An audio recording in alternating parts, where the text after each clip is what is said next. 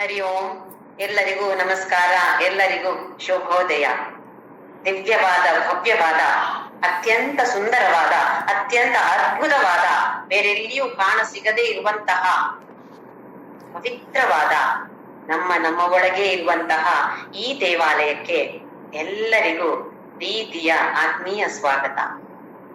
ನನ್ನ ಗುರುವಾಗಿರುವ ಕೇರಳದ ಕಾಂಜಂಗಾಡಿನ ಆನಂದಾಶ್ರಮದ ಪಪ್ಪಾ ಸ್ವಾಮಿ ರಾಮದಾಸ್ ಹಾಗೂ ನನ್ನ ತಂದೆ ತಾಯಿಯರ ಚರಣಾರವಿಂದಗಳಲ್ಲಿ ಅನಂತ ಪ್ರಣಾಮಗಳು.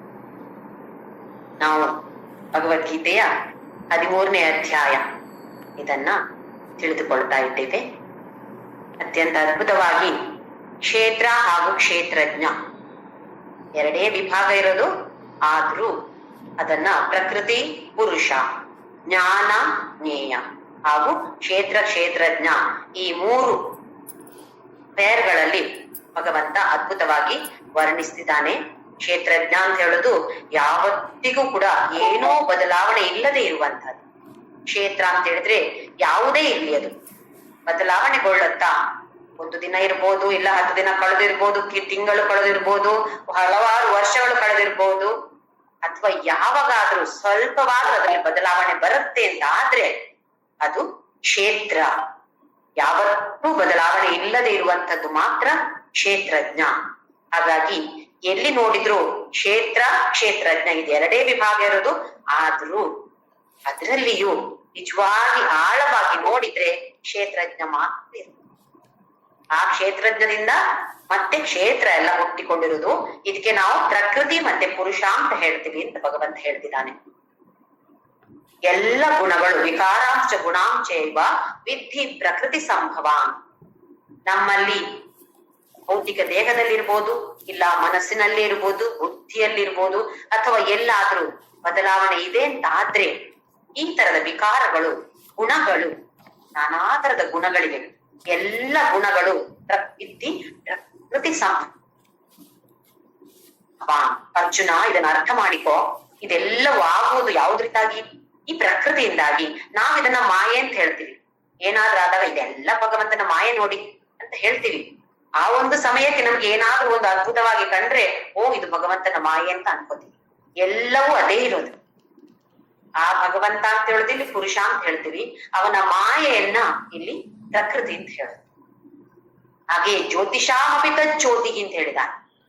ಅಂತ ಹೇಳುದನ್ನ ಯಾವುದನ್ನ ನೀನು ಅರಿತುಕೊಳ್ಬೇಕು ಅಂತ ಹೇಳಿದ್ರೆ, ಯಾವುದು ಎಲ್ಲ ಜ್ಯೋತಿಗಳಿಗೂ ಜ್ಯೋತಿ ಆಗಿದೆಯೋ ಅದನ್ನೇ ಜ್ಞೇಯ ಅಂತ ಹೇಳೋದು. ಈ ಅಧ್ಯಾಯದಲ್ಲಿ ಜ್ಞಾನ ಅಂತ ಹೇಳೋದಕ್ಕೆ ಜೀವನದ ಮೌಲ್ಯಗಳಿಗೆ ಜ್ಞಾನ ಅಂತ ಹೆಸರಿಟ್ಟಿದ್ದಾನೆ ಭಗವಂತ ಇಲ್ಲಿ. ಹೀಗೆ ನಾವು ಪಥ್ಯವನ್ನ ಆಚರಿಸ್ತೇವೋ, ಈ ಆಯುರ್ವೇದ ಔಷಧಿಗಳನ್ನು ತಗೋಬೇಕು ಅಂತ ಆದ್ರೆ ಪಥ್ಯ ಬೇಕೇ ಬೇಕು. ಏನು ಯಾಕೆ ಬೇಕು? ಇಲ್ದಿದ್ರೆ ಏನಾಗತ್ತೆ?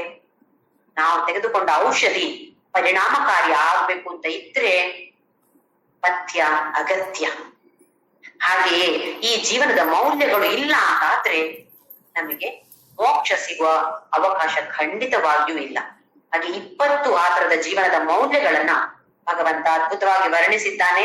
ಅದನ್ನ ಸುಮ್ಮನೆ ನಾವು ಪಾರಾಯಣ ಮಾಡೋದು ಅಂತ ಅಲ್ಲಿಗೆ ನಿಲ್ಲಿಸದೆ, ಈಗ ಸುಮಾರು ಜನ ಮಾಡ್ತಾರೆ, ನಾನು ಭಗವದ್ಗೀತೆ 2 ಅಧ್ಯಾಯ ದಿನ ಓದ್ತೇನೆ, 1 ಅಧ್ಯಾಯ ಓದ್ತೇನೆ, ಇಲ್ಲ ಕೆಲವರು 5, ಕೆಲವರು 18 ಕೂಡ ದಿನ ಓದೋರಿದ್ದಾರೆ. ತುಂಬಾ ಸಂತೋಷದ ವಿಚಾರ. ಆದ್ರೆ ಅಲ್ಲಿಗೆ ಮಾತ್ರ, ಅಷ್ಟಕ್ಕೆ ಮಾತ್ರ ಸೀಮಿತವಾಗಬಾರ್ದು.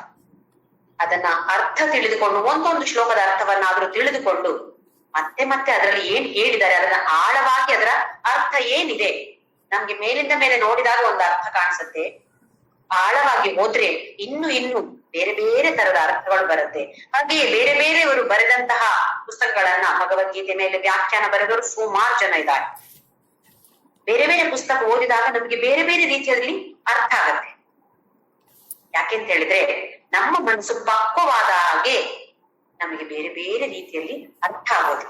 ಅವ್ರು ಬರೆದಕ್ಕೂ ಬೇರೆ ಇರತ್ತೆ, ನಮ್ಮ ಮನಸ್ಸಿಗೆ ಅರ್ಥ ಆಗೋದು ಕೂಡ ಬೇರೆ ಬೇರೆ ಆಗಿ ಆಗತ್ತೆ. ಯಾಕೆಂತ ಹೇಳಿದ್ರೆ ಮನಸ್ಸು ಪಕ್ವವಾದ ಹಾಗೆ ಜಾಸ್ತಿ ನಮಗೆ ಬೇರೆ ಬೇರೆ ತರದ ಅರ್ಥಗಳು ನಮ್ಮ ಮನಸ್ಸಿಗೆ ತೋರುತ್ತೆ.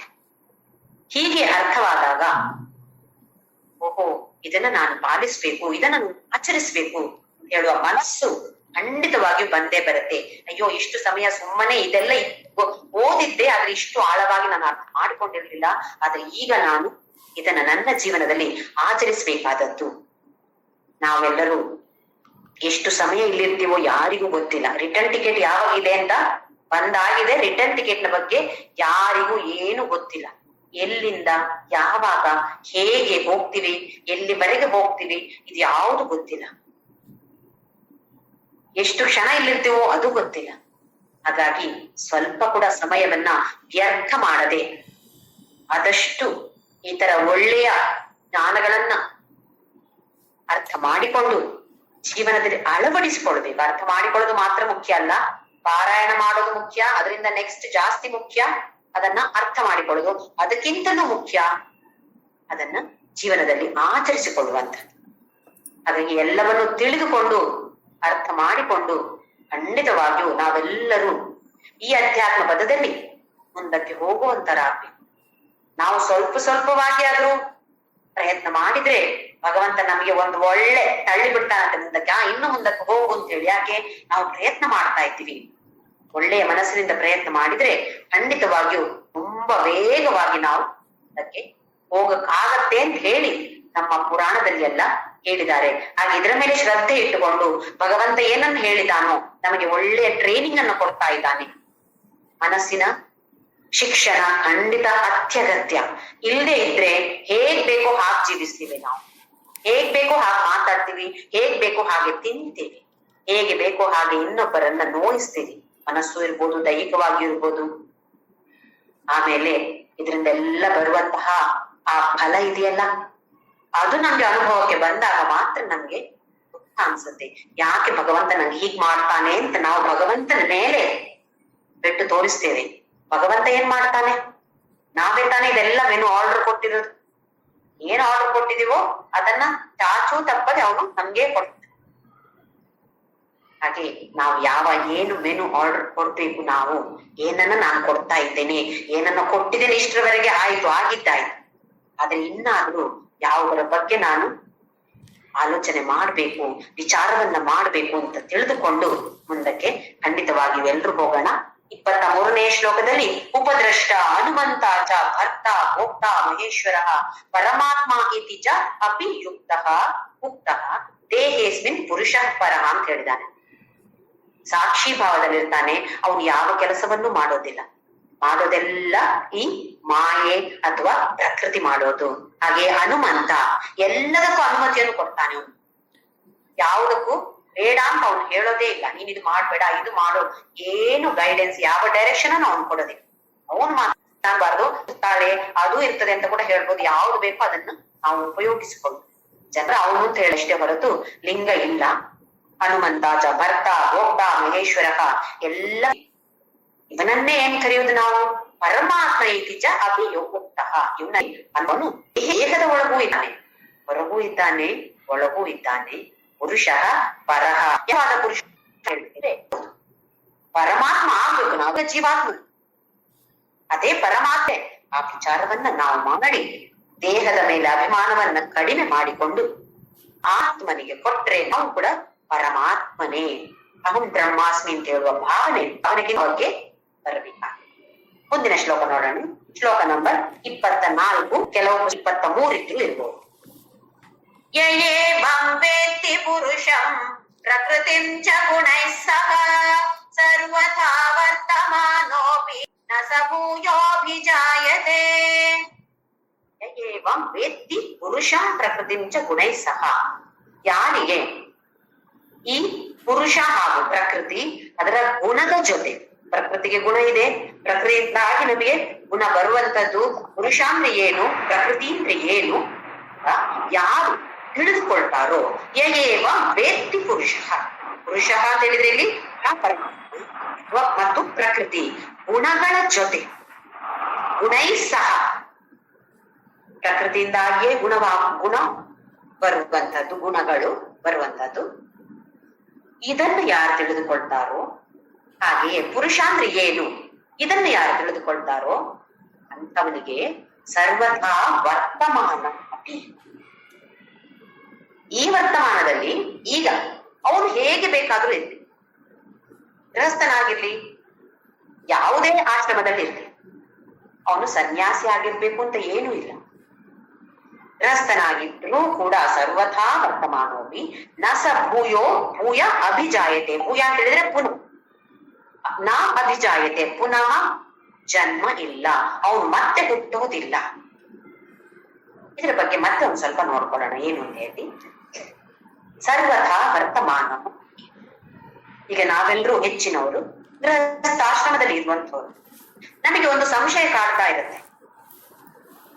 ಏನೋ ಕೆಲವು ಪುಸ್ತಕದಲ್ಲಿ ನಾನು ಓದಿದೆ, ಸನ್ಯಾಸಿ ಆದ್ರೆ ಮಾತ್ರ ಮೋಕ್ಷ ಸಿಗತ್ತೆ, ಗೃಹಸ್ಥಾಶ್ರಮಿಗಳಿಗೆ ಮೋಕ್ಷ ಅಂತ ಹೇಳುದು ಇಲ್ಲ. ಸುಮಾರು ಪುಸ್ತಕಗಳಲ್ಲಿ ಹೀಗಿದೆ.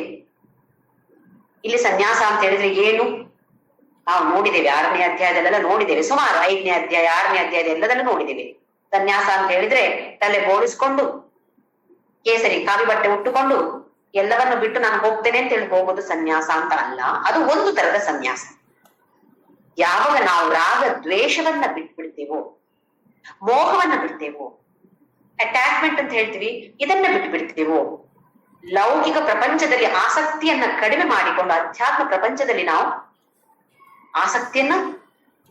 ಆಸಕ್ತಿ ಹೊಂದುತ್ತೇವೋ, ಇದನ್ನು ಸನ್ಯಾಸ ಅಂತ ಹೇಳುದು. ಅಂದ್ರೆ ಅಂತರಂಗದ ಸನ್ಯಾಸ ಬೇಕಾಗಿರೋದು, ಬಾಹ್ಯ ಪ್ರಪಂಚದ ಸನ್ಯಾಸ ಬೇಕು ಅಂತಲ್ಲ. ಹಾಗೆ ನಮ್ಗೆ ಇದು ಒಳ್ಳೆಯ ಒಂದು ಸಂದೇಶವನ್ನ ಭಗವಂತ ಕೊಡ್ತಿದ್ದಾನೆ. ನೀವು ಎಲ್ಲಿದ್ದೀರೋ ಅಲ್ಲೇ ಇರಿ. ಹೆಂಡತಿ ಆಗಿದ್ದೀರೋ ಸರಿ, ಅಮ್ಮನೋ ಮಗಳೋ ಅತ್ತಿಗೆಯೋ ತಂಗಿಯೋ ಅಕ್ಕನೋ ಅಣ್ಣನೋ ಯಾವುದೇ ಇರಲಿ, ಕರ್ತವ್ಯಗಳನ್ನ ನೀವು ಮಾಡ್ತಾ ಇರ್ಬೇಕು. ಸರ್ವಥಾ ವರ್ತಮಾನ, ಯಾವುದೇ ರೀತಿಯಲ್ಲಿ ನೀವು ವರ್ತಮಾನದಲ್ಲಿ ಇದ್ದೀರೋ ಅದೇ ತರ ಇರಿ. ಆಶ್ರಮವನ್ನು ಬದಲಾಯಿಸಬೇಕಾದ ಅವಶ್ಯಕತೆ ಇಲ್ಲ. ಆದ್ರೆ ಪ್ರಪಂಚ ವ್ಯವಹಾರಕ್ಕಾಗಿ ಹೇಗಿರ್ಬೇಕು ಅಂತ ಹೇಳಿದ್ರೆ, ಪುರುಷ ಏನು ಅಂತ ಗೊತ್ತಿರ್ಬೇಕು. ನಾನು ಅಂದ್ರೆ ಯಾರು, ನಾನು ಅಂತ ಹೇಳಿದ್ರೆ ಈ ಜ್ಯೋತಿ ಅಂತ ಹುಟ್ಟಿರುವ ಈ ದೇಹ ಅಲ್ಲ. ಇದು ಈ ವರ್ತಮಾನದಲ್ಲಿ ಹೀಗಿದೆ, ಹೀಗೆ ಇದ್ರೂ ಪರವಾಗಿಲ್ಲ, ಆದ್ರೆ ಗಮನ ಎಲ್ಲಿರ್ಬೇಕು, ನಮ್ಮ ದೃಷ್ಟಿ ಎಲ್ಲಿರ್ಬೇಕು. ನಾನು ಅಂತ ಹೇಳಿದ್ರೆ ಈ ದೇಹ ಅಲ್ಲ, ನಾನು ಅಂತ ಹೇಳಿದ್ರೆ ದೇಹೇಸ್ಮಿನ್ ಪುರುಷಃ ಪರಃ, ಈ ದೇಹದಲ್ಲಿ ಇರುವಂತಹ ನಾನು ಆ ಪುರುಷನನ್ನು ಗಮನ ಆ ಪುರುಷನಲ್ಲಿ ಇರ್ಬೇಕು. ಆದ್ರೆ ದುರದೃಷ್ಟಕರವಾಗಿ ನಾವು ಗಮನವನ್ನು ಆ ಪುರುಷನ ಕಡೆ ಹರಿಸದೆ ಬರೇ ಪ್ರಕೃತಿಯಲ್ಲಿ ನಾನು ಅಂತ ಹೇಳಿದ್ರೆ ದೇಹ, ಪ್ರಪಂಚ ಅಂದ್ರೆ ಏನು, ದೇಹ ಅಂತ ಹೇಳಿದ್ರೆ ಏನು, ಇದರಲ್ಲೇ ಮುಳುಗಿದ್ದೇವೆ. ತಿಳಿದುಕೊಳ್ಳೋದಲ್ಲ, ಅದರಲ್ಲೇ ಮುಳುಗಿದ್ದೇವೆ.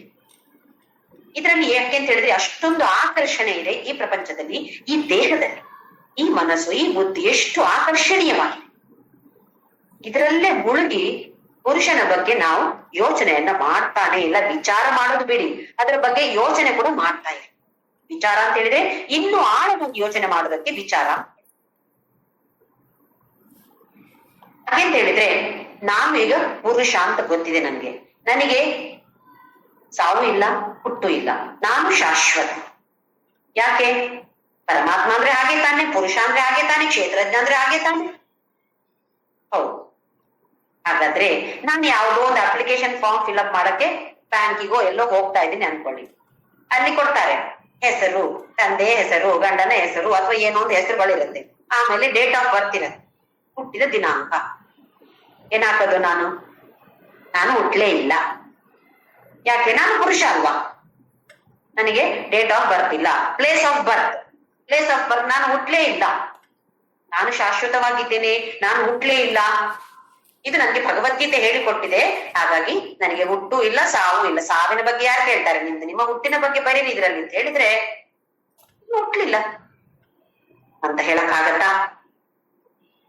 ಭಗವಂತ ಏನ್ ಹೇಳ್ತಿದ್ದಾನೆ ಅಂತ ಹೇಳಿದ್ರೆ, ಈ ಪ್ರಪಂಚದಲ್ಲಿ ಲೋಕ ವ್ಯವಹಾರಕ್ಕಾಗಿ ಯಾವ ತರ ವರ್ತಿಸ್ಬೇಕೋ ಆ ತರ ವರ್ತನೆ ಇರಬೇಕು. ಆದ್ರೆ ಮನಸ್ಸಿನಲ್ಲಿ ನಾನು ಪುರುಷ ಅಂತ ತಿಳಿದುಕೊಂಡಿರ್ಬೇಕು. ನಾವೇನ್ ಮಾಡ್ತಾ ಇದ್ದೀವಿ? ನಾನು ಹುಟ್ಟಿದ ಊರು, ನನ್ನ ಅಪ್ಪ ಅಮ್ಮ, ಹುಟ್ಟಿದ ದಿನಾಂಕ, ಏನು ಒಳ್ಳೆ ಗ್ರ್ಯಾಂಡ್ ಆಗಿ ಬರ್ತ್ಡೇ ಎಲ್ಲ ಸೆಲೆಬ್ರೇಟ್ ಮಾಡ್ತೇವೆ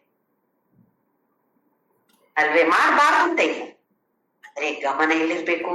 ಓಹೋ, ಈ ಜನ್ಮದಲ್ಲಿ ಈ ದಿನಾಂಕದಲ್ಲಿ ಹುಟ್ಟಿದ್ದು, ಇನ್ನೊಂದು ಜನ್ಮದಲ್ಲಿ ಎಷ್ಟು ಸಲ ಹೀಗೆ ಹುಟ್ಟಿ ಬಂದಿದ್ದೇನೋ, ಇನ್ನೆಷ್ಟು ಸಲ ಹುಟ್ಟುತ್ತೀನೋ, ಎಷ್ಟು ಈ ತರ ಡೇಟ್ ಆಫ್ ಬರ್ತ್ ಗಳಿರತ್ತೋ ಆಮೇಲೆ.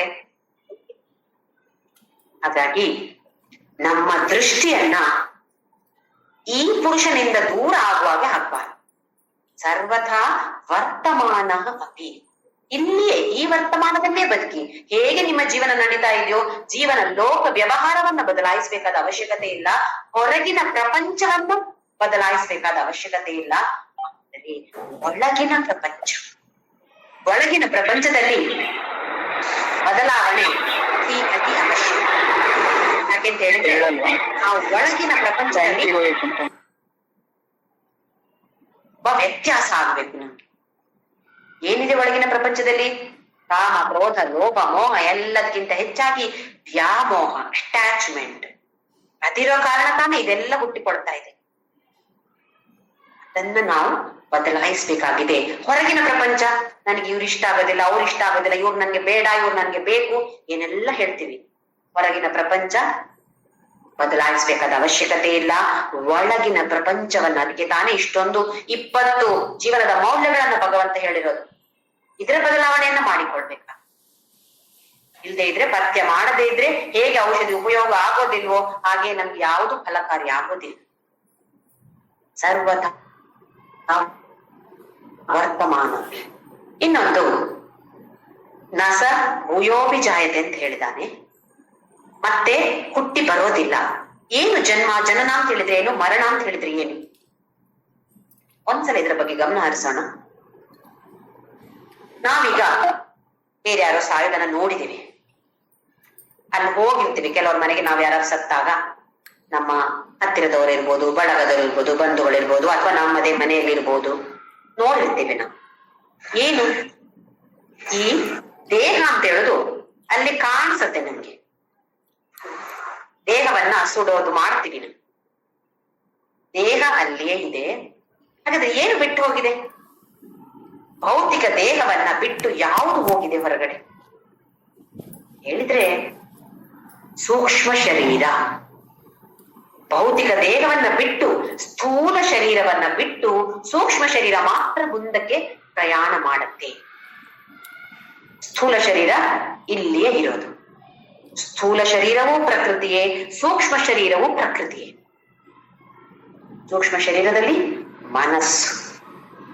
ಇದೇ ನಮ್ಮ ಮನಸ್ಸು ಹೇಗಿದೆಯೋ ಅದೇ ಮನಸ್ಸನ್ನ ನಾವು ಮುಂದಕ್ಕೆ ತಗೊಂಡು ಹೋಗ್ತೀವಿ. ಮುಂದಿನ ಜನ್ಮದಲ್ಲಿಯೂ ಹುಟ್ಟೋದು ಹೇಗೆ, ಅದೇ ಮನಸ್ಸು ಹುಟ್ಟೋದು.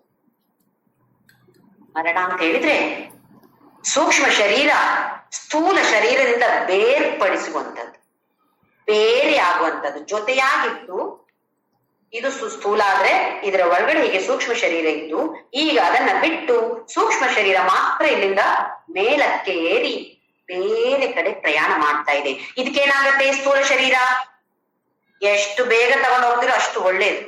ಯಾಕೆ? ಕೊಳತು ನಾರತ್ತೆ ಇಲ್ದಿದ್ರೆ. ಸೂಕ್ಷ್ಮ ಶರೀರ ಆದ್ರೆ ಅವಲ್ಲಿ ಇಲ್ಲ ಅಂತ ಹೇಳಿದ್ರೆ ಸ್ಥೂಲ ಶರೀರ ಮತ್ತೆ ಯಾರಿಗೂ ಬೇಡ. ಏನ್ ಹೇಳ್ತೀವಿ ನಾವು? ಯಾರಾದ್ರೂ ಸತ್ರೆ, ಎಲ್ಲೋ ಆಸ್ಪತ್ರೆ ಸತ್ರು ಅಂತ ಅನ್ಕೊಳ್ಳಿ, ಫೋನ್ ಬರುತ್ತೆ ನಮ್ಗೆ. ಏನ್ ಬರುತ್ತೆ? ಇಂಥವ್ರು ತೀರ್ಕೊಂಡ್ರು. ತಕ್ಷಣ ನೀವು ಕೇಳ್ತೀರಿ, ಬಾಡಿ ಎಲ್ಲಿದೆ? ಯಾವಾಗ ತಗೊಂಡ್ ಬರ್ತಾರಂತೆ ದೇಹವನ್ನ? ಬಾಡಿಯನ್ನ ಯಾವಾಗ ತಗೊಂಡ್ ಬರ್ತಾರೆ ಅಂತ ಕೇಳ್ತೀವಿ. ನಾವಿವಾಗ ಆ ಮನುಷ್ಯನನ್ನ ಯಾವಾಗ ತಗೊಂಡ್ ಬರ್ತಾರೆ ಅಂತ ಆ ಹೆಸರು ಕರೆದು ಅವರನ್ನ ಮಿಸ್ಟರ್ ಸೋ ಅಂಡ್ ಸೋ ಅವರನ್ನ ಯಾವಾಗ ಕರ್ಕೊಂಡ್ ಬರ್ತೀರಿ ನೀವು ಅಂತ ಕೇಳ್ತೀವ?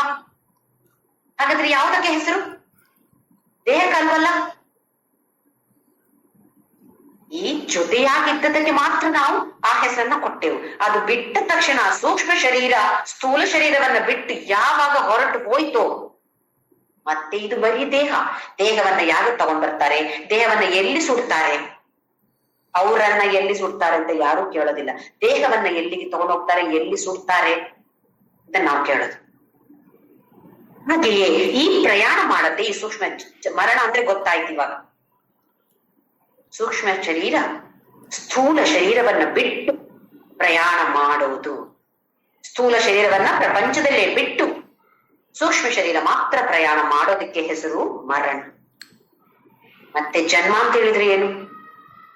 ಇದೇ ಸೂಕ್ಷ್ಮ ಶರೀರ ಪ್ರಯಾಣ ಮಾಡ್ತಾ ಮಾಡ್ತಾ ಮಾಡ್ತಾ ಎಷ್ಟು ಸಮಯ ಪ್ರಯಾಣ ಮಾಡತ್ತೆ ಇದು ಯಾವುದು ಗ್ಯಾರಂಟಿ ಇಲ್ಲ. ಒಬ್ಬೊಬ್ಬ ವ್ಯಕ್ತಿಗೆ ಒಂದೊಂದು ತರ ಇರುತ್ತೆ. ಅಥವಾ ವ್ಯಕ್ತಿ ಅಂತ ಹೇಳಿದ್ರೆ ಒಂದೊಂದು ಹುಟ್ಟಿದಂತಹ ಪ್ರಾಣಿ ಇರ್ಬೋದು, ಯಾವುದೇ ಇರ್ಬೋದು. ಅವರವರ ಗುಣ, ಅವರವರ ಮನಸ್ಸು, ಅವರವರ ಶಕ್ತಿಯನ್ನು ಹೊಂದಿಕೊಂಡು ಪ್ರಯಾಣವನ್ನ ಮಾಡ್ತಾ ಇರುತ್ತೆ. ಈ ಪ್ರಯಾಣ ಮಾಡಿ ಕೊನೆಗೆ ಮತ್ತೆ ಒಂದು ಸ್ಥೂಲ ಶರೀರದ ಜೊತೆ ಸಂಯೋಗ ಆಗತ್ತೆ. ಮತ್ತೆ ಹುಟ್ಟಿ ಬರೋದು ಇನ್ನೊಂದು ದೇಹದಲ್ಲಿ. ಸತ್ ಅಸತ್ ಯೋನಿ ಜನ್ಮಸು ಕಾರಣಂ ಗುಣ ಸಂಗೋಸ್ಯ ಸತ್ ಅಸತ್ ಯೋನಿ ಜನ್ಮಸು ಅಂತ ಹೇಳಿದಾನೆ ಭಗವಂತ. ಯಾವುದಕ್ಕಾಗಿ ನಾವು ಮತ್ತೆ ಮತ್ತೆ ಹುಟ್ಟಿ ಬರ್ತಾ ಇದ್ದೇವೆ? ಈ ಗುಣಕ್ಕೆ. ಗುಣ ಅಂತ ಹೇಳಿದ್ರೆ ಇಲ್ಲಿ ಆ ಪ್ರಕೃತಿಗೆ ಇರುವಂತಹ ಸಂಘ, ಅಟ್ಯಾಚ್ಮೆಂಟ್, ಅದು ಇರೋ ಕಾರಣ ಸತ್ ಅಸತ್ ಯೋನಿಯಲ್ಲಿ ಮತ್ತೆ ಮತ್ತೆ ಹುಟ್ಟಿ ಬರ್ತಾ ಇದ್ದೇವೆ.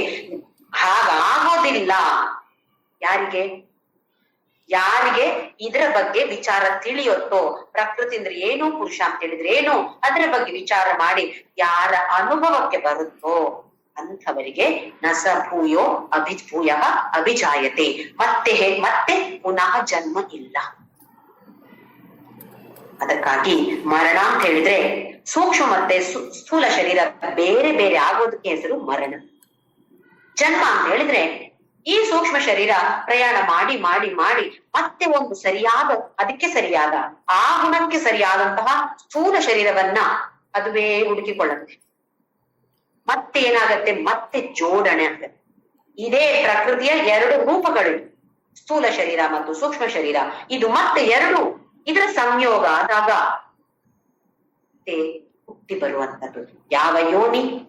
ಅದು ಕಾರಣಂ ಗುಣ ಸಂಗೋಸ್ಯ ಸತ್ ಅಸತ್ ಯೋನಿ ಜನ್ಮಸು. ಮತ್ತೆ ಇಲ್ಲಿ ಸರ್ವಥಾ ವರ್ತಮಾನೋಪಿಗೆ ಮತ್ತೆ ರಿಟರ್ನ್ ಬರೋಣ. ಈ ವಿಚಾರ ಯಾರಿಗೆ ಗೊತ್ತಿದೆಯೋ, ಯಾರ ಅನುಭವಕ್ಕೆ ಬರುತ್ತೋ ಅವರನ್ನ ನಾವು ಜ್ಞಾನಿಗಳು ಅಂತ ಹೇಳ್ತೀವಿ. ಹಾಗೆ ಈಗ ಒಬ್ರಿಗೆ ಬಂತು ಅಂತ ಅನ್ಕೊಳ್ಳೋಣ, ಯಾರಿಗೋ ಒಬ್ರಿಗೆ ಈಗ ಜ್ಞಾನ ಬಂತು, ಜ್ಞಾನ ಅವರನ್ನ ಜೀವನ್ ಮುಕ್ತ ಅಂತ ಹೇಳಿದ್ವಿ. ಈಗ ನನ್ನ ಗುರುವೇ ಪಪ್ಪ ಅಂತ ಕರಿತೀವಿ ಅವರನ್ನ ಪ್ರೀತಿಯಿಂದ. ಹೆಸರು ಸ್ವಾಮಿ ರಾಮದಾಸ್ ಅಂತ. ಯಾವಾಗ ಜೀವನ್ ಮುಕ್ತಿ ಹೊಂದಿದ್ರು ಅದಾದ ಮೇಲೆ ಎಲ್ಲರಲ್ಲಿಯೂ ಭಗವಂತನನ್ನೇ ಕಾಣ. ಹಾಗೆಂತ ಹೇಳಿ ನಾವು ಹೋದ್ರು ನಮ್ಗೆ ಪೂಜೆ ಮಾಡ್ತಾರ, ಓ ನೀನು ಭಗವಂತ ನಿನ್ ಪೂಜೆ ಮಾಡ್ತೀನಿ ಅಂತ ಪೂಜೆ ಮಾಡ್ತಾರ? ಸರ್ವಥಾ ವರ್ತಮಾನೋಪಿ ಲೋಕ ವ್ಯವಹಾರಕ್ಕೆ ಹೇಗೆ ಬೇಕು ಹಾಗೇ ಮಾಡ್ತಾ ಇರ್ತಾರೆ.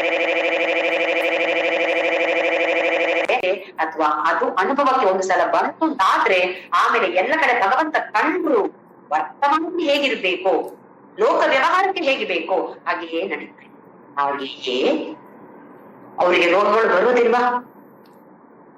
ಭಗವಾನ್ ರಮಣ ಮಹರ್ಷಿ ಸಾರ್ಕೋಮ ಅಂತ ಹೇಳುವ ಅತ್ಯಂತ ಅಷ್ಟ ಕಠಿಣವಾದ ಕ್ಯಾನ್ಸರ್ ಬಂತು. ಹಾಗಾದ್ರೆ ನಮ್ಗೆ ತೋರುತ್ತೆ ಅಲ್ವಾ, ಜ್ಞಾನಿ ಆದ ತಕ್ಷಣ ಎಲ್ಲ ಅಲ್ಲಿ ನಾಶ ಆಗತ್ತೆ ಅಂತ ಹೇಳಿದಾನೆ. 4ನೇ ಅಧ್ಯಾಯದಲ್ಲೇ ಹೇಳ್ತಾನೆ ಭಗವಂತ. ಈ ಜ್ಞಾನ ಬಂತು ಅಂತಾದ್ರೆ ಮತ್ತೆ ಎಲ್ಲ ಸುಟ್ಟು ಹೋಗುತ್ತೆ, ಯಾವುದು ಇರೋದಿಲ್ಲ. ಮತ್ತೆ ಸಂಸ್ಕಾರಗಳು, ವಾಸನೆ ಅಂತ ಹೇಳೋದು ಎಲ್ಲ ಝೀರೋ ಆಗ್ಬಿಡತ್ತೆ. ಹಾಗಾದ್ರೆ ಈ ತರದ ಇಷ್ಟಗಳು ಯಾಕೆ ಬರ್ಬೇಕು ಅವರಿಗೆ? ಜ್ಞಾನಿ ಅಲ್ವೇ ಅವರು? ಅದಕ್ಕಾಗಿ ಈ ವಿಚಾರವನ್ನ ನಾವು ಕರ್ಮವನ್ನ ತಿಳಿದುಕೊಳ್ಳೋದು ತುಂಬಾ ಅಗತ್ಯ. ಯಾವ್ಯಾವ ತರದ ಕರ್ಮಗಳು ಅಂದ್ರೆ ಕರ್ಮ ಫಲಗಳು ನಮ್ಗೆ ಇರತ್ತೆ ಅಂತ ಹೇಳಿದ್ರೆ 3 ತರದಲ್ಲಿ ಇರತ್ತೆ. ಸಂಚಿತ, ಪ್ರಾರಬ್ಧ, ಆಗಾಮಿ. 3 ತರದ ಕರ್ಮಗಳು. ಸಂಚಿತ ಪಾಪ ವಿನಾಶಕ ಲಿಂಗಂ ಸಂಚಿತ, ಇನ್ನೊಂದು ಪ್ರಾರಬ್ಧ, ಇನ್ನೊಂದು ಆಗಾಮಿ. ಇದು 3 ತರದ ಕರ್ಮಗಳು. ನೋಡೋಣ ಇದು ಏನು ಅಂತ ಹೇಳಿ ಒಂದ್ಸಲ. ಒಂದೆರಡು ಸಲ ಇದನ್ನ ಹೇಳಿದೀನಿ, ಮತ್ತೆ ಮತ್ತೆ ಹೇಳಿದ್ದೀನಿ. ತುಂಬಾ ನನ್ಗೆ ತಿಳಿದುಕೊಳ್ಳೋದು ತುಂಬಾ ಮುಖ್ಯ ಇದು. ಸಂಚಿತ ಅಂತ ಹೇಳಿದ್ರೆ ನಾವು ಹಿಂದೆ ಏನೆಲ್ಲ ಕರ್ಮಗಳು ಮಾಡಿದೆವೋ ಅದಕ್ಕೆ ಫಲ. ಎಷ್ಟೊಂದು ಜನ್ಮಗಳನ್ನು ಎತ್ತಿದ್ದೇವೋ ನಮ್ಗೆ ಗೊತ್ತಿಲ್ಲ. ಹಾಗೂ ಈ ಜನ್ಮದಲ್ಲಿ ಕೂಡ ಇಷ್ಟರವರೆಗೆ ಕೂಡ ಏನೆಲ್ಲ ಮಾಡಿದೆವೋ ನಮ್ಗೆ ಗೊತ್ತಿಲ್ಲ. ಅಂದ್ರೆ ಅದರ ಫಲ ಏನಿದೆಯೋ ಗೊತ್ತಿಲ್ಲ. ಪುಣ್ಯವೂ ಇರ್ಬೋದು, ಪಾಪವೂ ಇರ್ಬೋದು. ಯಾವುದೇ ಒಂದು ಕರ್ಮ ಮಾಡಿದ್ರೆ, ಈಗ ಮಾತಾಡ್ತಾ ಇದ್ದೀವಿ ಅದು ಕರ್ಮ, ಕೈ ಹೀಗೆ ಮಾಡ್ತೀವಿ ಅದು ಒಂದು ಕರ್ಮ. ಎಲ್ಲದಕ್ಕೂ ಇಲ್ಲಿ ವಾಸನೆಗಳ ಸ್ಟೋರೇಜ್ ಇರುತ್ತೆ. ಪ್ರತಿಯೊಂದು ಕರ್ಮಕ್ಕೂ ಅದರ ಫಲ ಏನಿದೆಯೋ ಅದಿಲ್ಲಿ ಸ್ಟೋರ್ ಆಗ್ತಾ ಹೋಗುತ್ತೆ. ಆ ಕರ್ಮ ಫಲಗಳನ್ನ ತೆಗೆದುಕೊಂಡು, ಈಗ ನಮಗೆ ಸೂಕ್ಷ್ಮ ಶರೀರ ಇಲ್ಲಿಂದ ಬಿಟ್ಟು ದೇಹವನ್ನ ಬಿಟ್ಟು ಹೋಗುತ್ತೆ ಅಂತ ಹೇಳಿದ್ವಿ. ಏನಿದೆ ಆ ಸೂಕ್ಷ್ಮ ಶರೀರದಲ್ಲಿ? ಈ ವಾಸನೆಗಳು ತುಂಬಿಕೊಂಡಿದೆ. ಒಂದ್ ದೊಡ್ಡ ಕವರ್ ಅಂತ ಅನ್ಕೊಳ್ಳಿ, ದೊಡ್ಡ ಬ್ಯಾಗ್. ಏನಿದೆ ಆ ಬ್ಯಾಗಿನಲ್ಲಿ? ನಾವೆಲ್ಲ ಮಾಡಿರುವಂತಹ ಈ ಕರ್ಮ ಫಲ ಏನಿದೆಯೋ ಅದನ್ನೆಲ್ಲ ಅಲ್ಲಿ ತುಂಬಿಸ್ಕೊಂಡಿದ್ದೀವಿ. ಅದನ್ನ ಹೊತ್ತುಕೊಂಡು ನಾವು ಹೋಗುದು, ಸೂಕ್ಷ್ಮ ಶರೀರ ಬಿಟ್ಟು ಹೋಗುದು ಅಂತ ಹೇಳಿದ್ರೆ ಆ ಎಲ್ಲ ವಾಸನೆಗಳು ಅಂತ ಹೇಳ್ತೀವಿ. ವಾಸನೆ ಅಂತ ಹೇಳಿದ್ರೆ ಮೂಗಲ್ಲಿಡುದು ವಾಸನೆ ಅದಲ್ಲ, ಸಂಸ್ಕಾರ. ಅದನ್ನ ನಾವು ಮೇಲಕ್ಕೆ ತಗೊಂಡು ಹೋಗ್ತೀವಿ. ಅದನ್ನ ಹೊತ್ತುಕೊಂಡು ಬರೋದು, ಅದೇ ಸೂಕ್ಷ್ಮ ಶರೀರ ಹೊತ್ತುಕೊಂಡು ನಾವು ಬೇರೆ ಸ್ಥೂಲ ಶರೀರವನ್ನು ಹೊಂದುವಂತ ಸಂಚಿತ ಪಾಪ ಅಂತ ಹೇಳಿದ್ರೆ ಎಲ್ಲ ಒಟ್ಟು ಸೇರಿ ದೊಡ್ಡ ಬ್ಯಾಗ್ ಇದೆ. ಇದಕ್ಕೆ ಒಂದು ಉದಾಹರಣೆಗೆ ಹೇಳೋದಿದ್ರೆ, ಈಗ ಶಸ್ತ್ರವಿದ್ಯೆಯಲ್ಲಿ ಅವ್ರು ಏನ್ ಮಾಡ್ತಾರೆ, ಬಿಲ್ಲು ವಿದ್ಯೆ ಅದ್ರಲ್ಲಿ ಏನ್ ಮಾಡ್ತಾರೆ, ಅವ್ರು ಹಿಂದ್ಗಡೆ ಒಂದು ಬತ್ತಳಿಕೆ ಇಟ್ಕೊಳ್ತಾರೆ. ದೇಹದ ಹಿಂದೆ, ಬೆನ್ನಿನ ಹಿಂದೆ ಒಂದು ಬತ್ತಳಿಕೆ ಇರುತ್ತೆ. ಆ ಬತ್ತಳಿಕೆಯಲ್ಲಿ ಏನ್ ಹಾಕ್ತಾರೆ, ಬಾಣಗಳು ಹಾಕಿ, ಸುಮಾರು ಬಾಣಗಳಿರುತ್ತೆ ಅದ್ರಲ್ಲಿ. ಆ ಬತ್ತಳಿಕೆ ಅಂತ ಹೇಳುದು, ಬತ್ತಳಿಕೆಯಲ್ಲಿ ಇರುವಂತಹ ಬಾಣಗಳೆಲ್ಲ ಸಂಚಿತ ಕರ್ಮ, ಸಂಚಿತ ಪಾಪ ಅಂತ ಹೇಳುದು ಬೇಡ, ಪುಣ್ಯವೂ ಇದೆ ಅದರಲ್ಲಿ. ಸಂಚಿತ ಕರ್ಮ ಫಲಗಳು, ಅದನ್ನೆಲ್ಲ ಬತ್ತಳಿಕೆಯಲ್ಲಿ ಹಾಕಿಟ್ಟಿದ್ದೀವಿ. ಈಗ ಏನ್ ಮಾಡ್ತೀವಿ ನಾವು, ಒಂದು ಬಾಣವನ್ನ ತೆಗೆದು ಅದರಲ್ಲಿ ಹೂಡಿ, ಬಿಲ್ಲಿನಲ್ಲಿ ಹೂಡಿ ಆಮೇಲೆ ಅದನ್ನ ಬಿಡುದು. ಆ ಬಿಡುವಂತಹ ಬಾಣ ಇದೆ ಅಲ್ಲ, ತೆಗೆದುಕೊಂಡ ಕೈಯಲ್ಲಿ ತಗೊಂಡಾಗಿದೆ, ಬಿಟ್ಟಾಗಿದೆ. ಆ ಬಿಟ್ಟಿರುವಂತಹ ಬಾಣಕ್ಕೆ ಹೆಸರು ಪ್ರಾರಬ್ಧ ಅಂತ ಹೇಳಿದ್ರೆ, ಸಂಚಿತ ಅಂತ ಹೇಳಿದ್ರೆ ಎಲ್ಲ ಒಂದು ಸ್ಟೋರೇಜ್, ಎಲ್ಲ ಪುಣ್ಯ ಪಾಪ ಕರ್ಮಗಳ ಸ್ಟೋರೇಜ್ ಸಂಚಿತ ಪಾಪ. ಪಾಪ ಅಂತ ಹೇಳೋದು ಬೇಡ, ಸಂಚಿತ ಕರ್ಮ.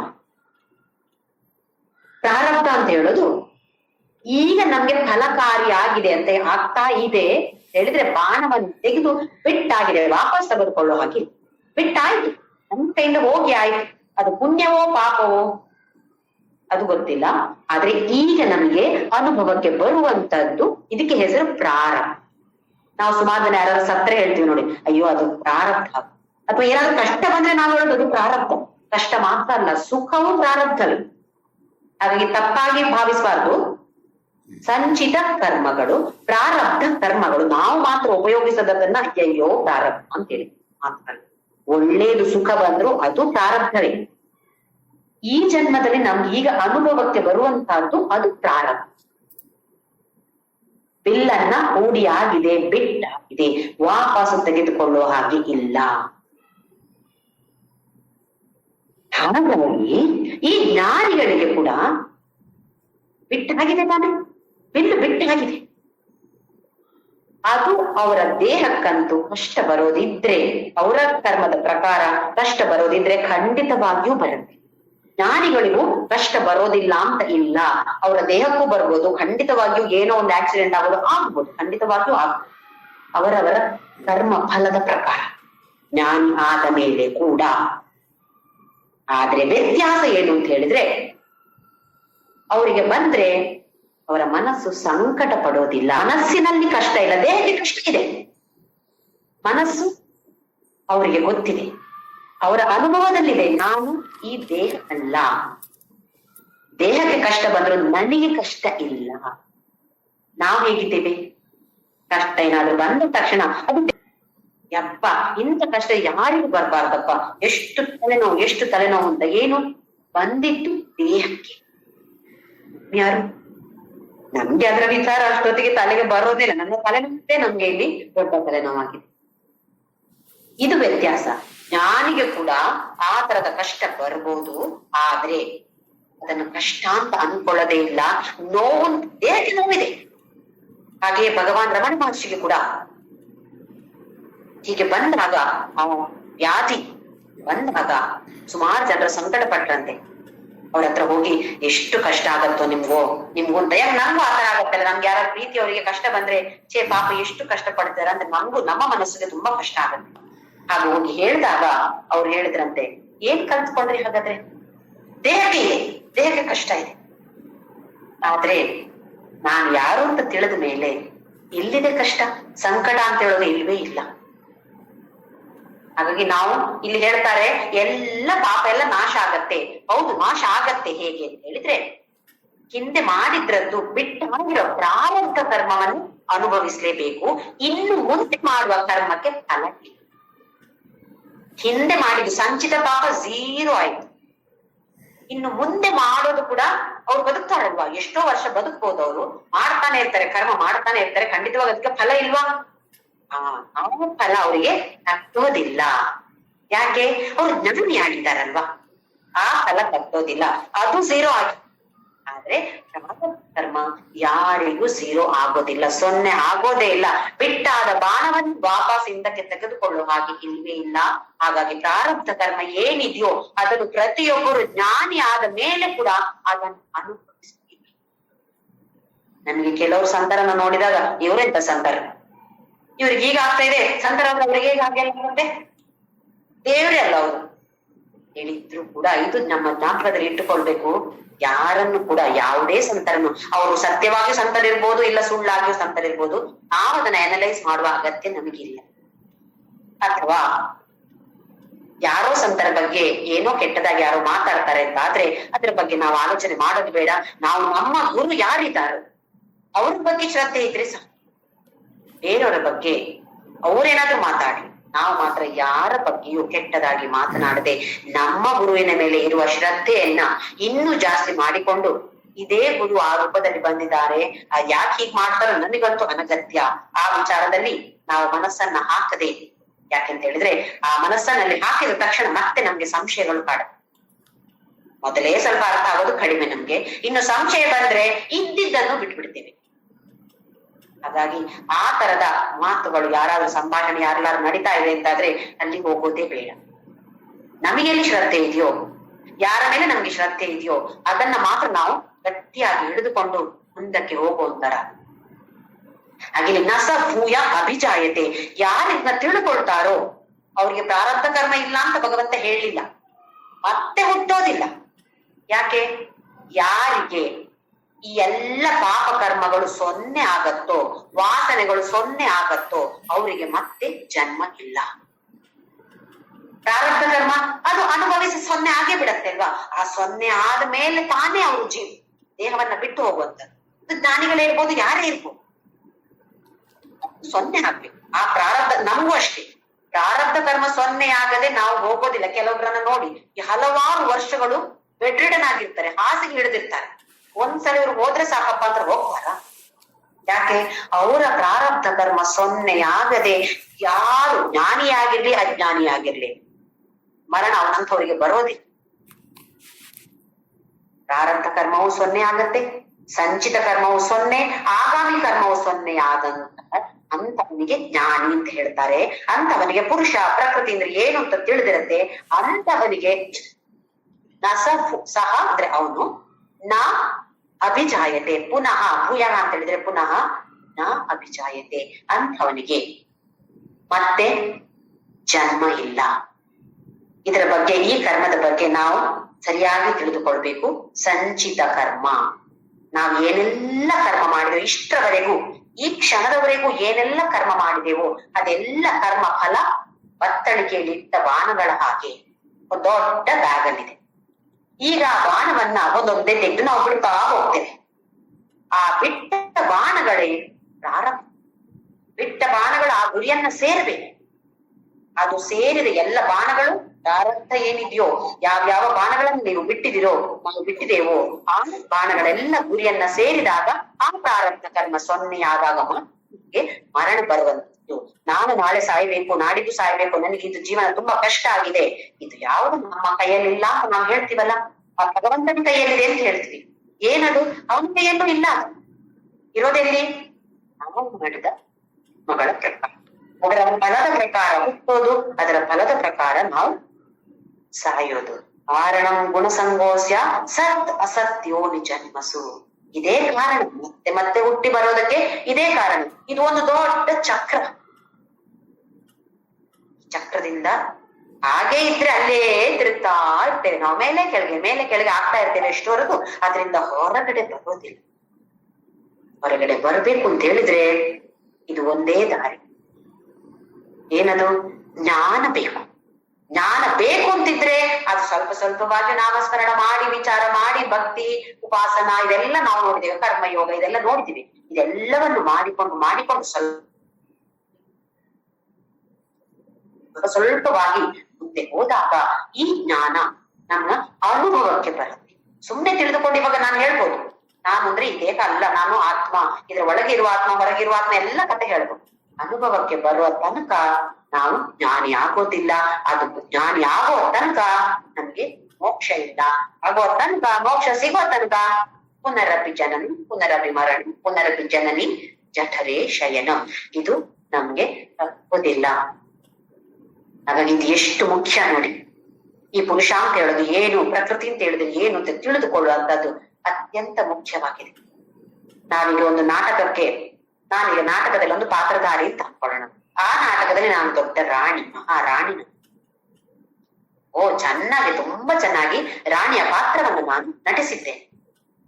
ಆಮೇಲೆ ಮನೆಗೆ ಬಂದು ನಾನು ಮಹಾರಾಣಿ, ನನಗೆ ಎಲ್ರು ಅತ್ತಂದು ಕೊಡಿ ಇತ್ತಂದು ಕೊಡಿ ಅಂತ ಹೇಳಿದ್ರೆ ನಡಿಯತ್ತ ನಮ್ಮ ಮನೆಯಲ್ಲಿ? ಕೆಲಸದವ್ರ ತರ ಕೆಲಸ ಮಾಡ್ಬೇಕಾಗತ್ತೆ ಮನೆಯಲ್ಲಿ. ಇಲ್ಲಿ ನಾನು ಮಹಾರಾಣಿ ಯಾರು ಕೆಲಸ ಮಾಡ್ತಾರೆ? ಆ ಪಾತ್ರವನ್ನ ಅಲ್ಲಿಯೇ ಬಿಟ್ಟು ಬಿಟ್ಟು ನನಗೆ ವಾಪಸ್ ಬರ್ಬೇಕು. ನನ್ನ ಮನೆಗೆ ಪುನಃ ನಾನು ಬಂದಾಗ ಅದೇ ಪಾತ್ರದಲ್ಲಿ ನಾನು ಇರ್ತೇನೆ ಅಂತ ಹೇಳಿದ್ರೆ ನಡೆಯೋದಿಲ್ಲ. ಹಾಗೆಯೇ ನಾನು ಅಂದ್ರೆ ಯಾರು? ಈ ಒಂದು ಜನ್ಮದಲ್ಲಿ ನನಗೆ ಈ ನಾಟಕದಲ್ಲಿ ಈ ಪಾತ್ರವನ್ನು ಕೊಟ್ಟಿದ್ದಾನೆ. ಅಮ್ಮ ಆಗು, ಅತ್ತಿಗೆ ಆಗು, ಅಕ್ಕ ಆಗು, ಈ ಪಾತ್ರವನ್ನು ನನಗೆ ಕೊಟ್ಟಿದ್ದಾನೆ. ಟೀಚರ್ ಆಗು, ಹೀಗಾಗು, ಹಾಗಾಗು ಅಂತ ಒಂದು ಪಾತ್ರವನ್ನ ಕೊಟ್ಟು ಕಳಿಸಿದ್ದಾನೆ ನಾನು. ಆದ್ರೆ ನಿಜವಾಗಿ ನೋಡಿದ್ರೆ ನಾನು ಯಾರು? ನಿಜವಾಗಿ ನಾನು ಮಹಾರಾಣಿಯ, ನಾನು ಟೀಚರ, ನನ್ನ ಅಮ್ಮನ, ನನ್ನ ಅಕ್ಕನ ಮಗಳ? ಯಾವುದು? ಇದು ಯಾವುದು ಅಲ್ಲ. ಇದೆಲ್ಲ ಪ್ರಕೃತಿ, ಇದು ಮಾಯೆ.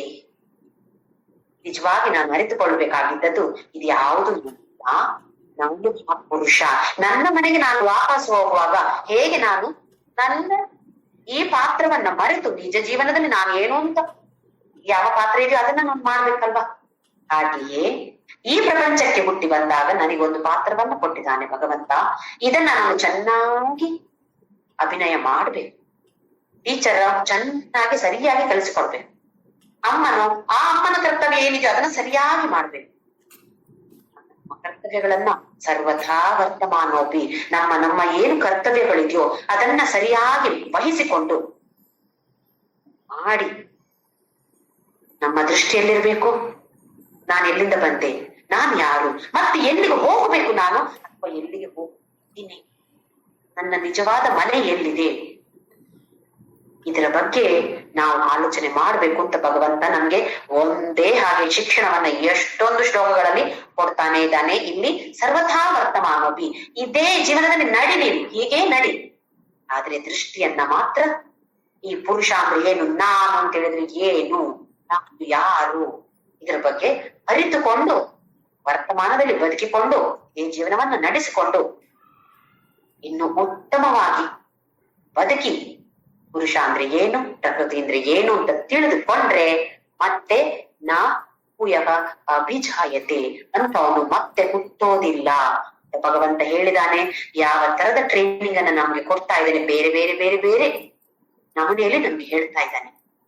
ನಮ್ಮಂತ ಜ್ಞಾನಿಗಳಿಗೆ ಅಷ್ಟು ಸುಲಭವಾಗಿ ಅರ್ಥ ಆಗೋದಿಲ್ಲ ಅಂತ ಹೇಳಿ ತಿಳಿದುಕೊಂಡು ಭಗವಂತನಿಗೆ ತಿಳಿದಿಲ್ವೇ, ಇದನ್ನೆಲ್ಲ ನಮ್ಗೆ ಬೇರೆ ಬೇರೆ ತರದಲ್ಲಿ ಹೇಳಿಕೊಟ್ಟು ಒಂದು ಒಳ್ಳೆಯ ಶಿಕ್ಷಣವನ್ನು ಕೊಡ್ತಾ ಇದ್ದಾನೆ. ನಾವು ಈ ಕೋರ್ಸ್ಗೆ ಸೇರಿ ಆಗಿದೆ, ಭಗವದ್ಗೀತಾ ಅಂತ ಹೇಳುವ ಈ ಒಂದು ಕೋರ್ಸ್ಗೆ ಸೇರಿ ಈ ಶಿಕ್ಷಣಕ್ಕೆ ತಾನೇ ನಾವು ಸೇರಿಕೊಂಡಿರೋದು. ಅಂದ್ರೆ ಈ ಕ್ಲಾಸಿಗೆ ಅಂತ ಹೇಳ್ತಾ ಇಲ್ಲಿ ಭಗವದ್ಗೀತೆನ ತಿಳಿದುಕೊಳ್ಳುವ ಕ್ಲಾಸಿಗೆ ಹೇಳ್ತಾ ಇರೋದು.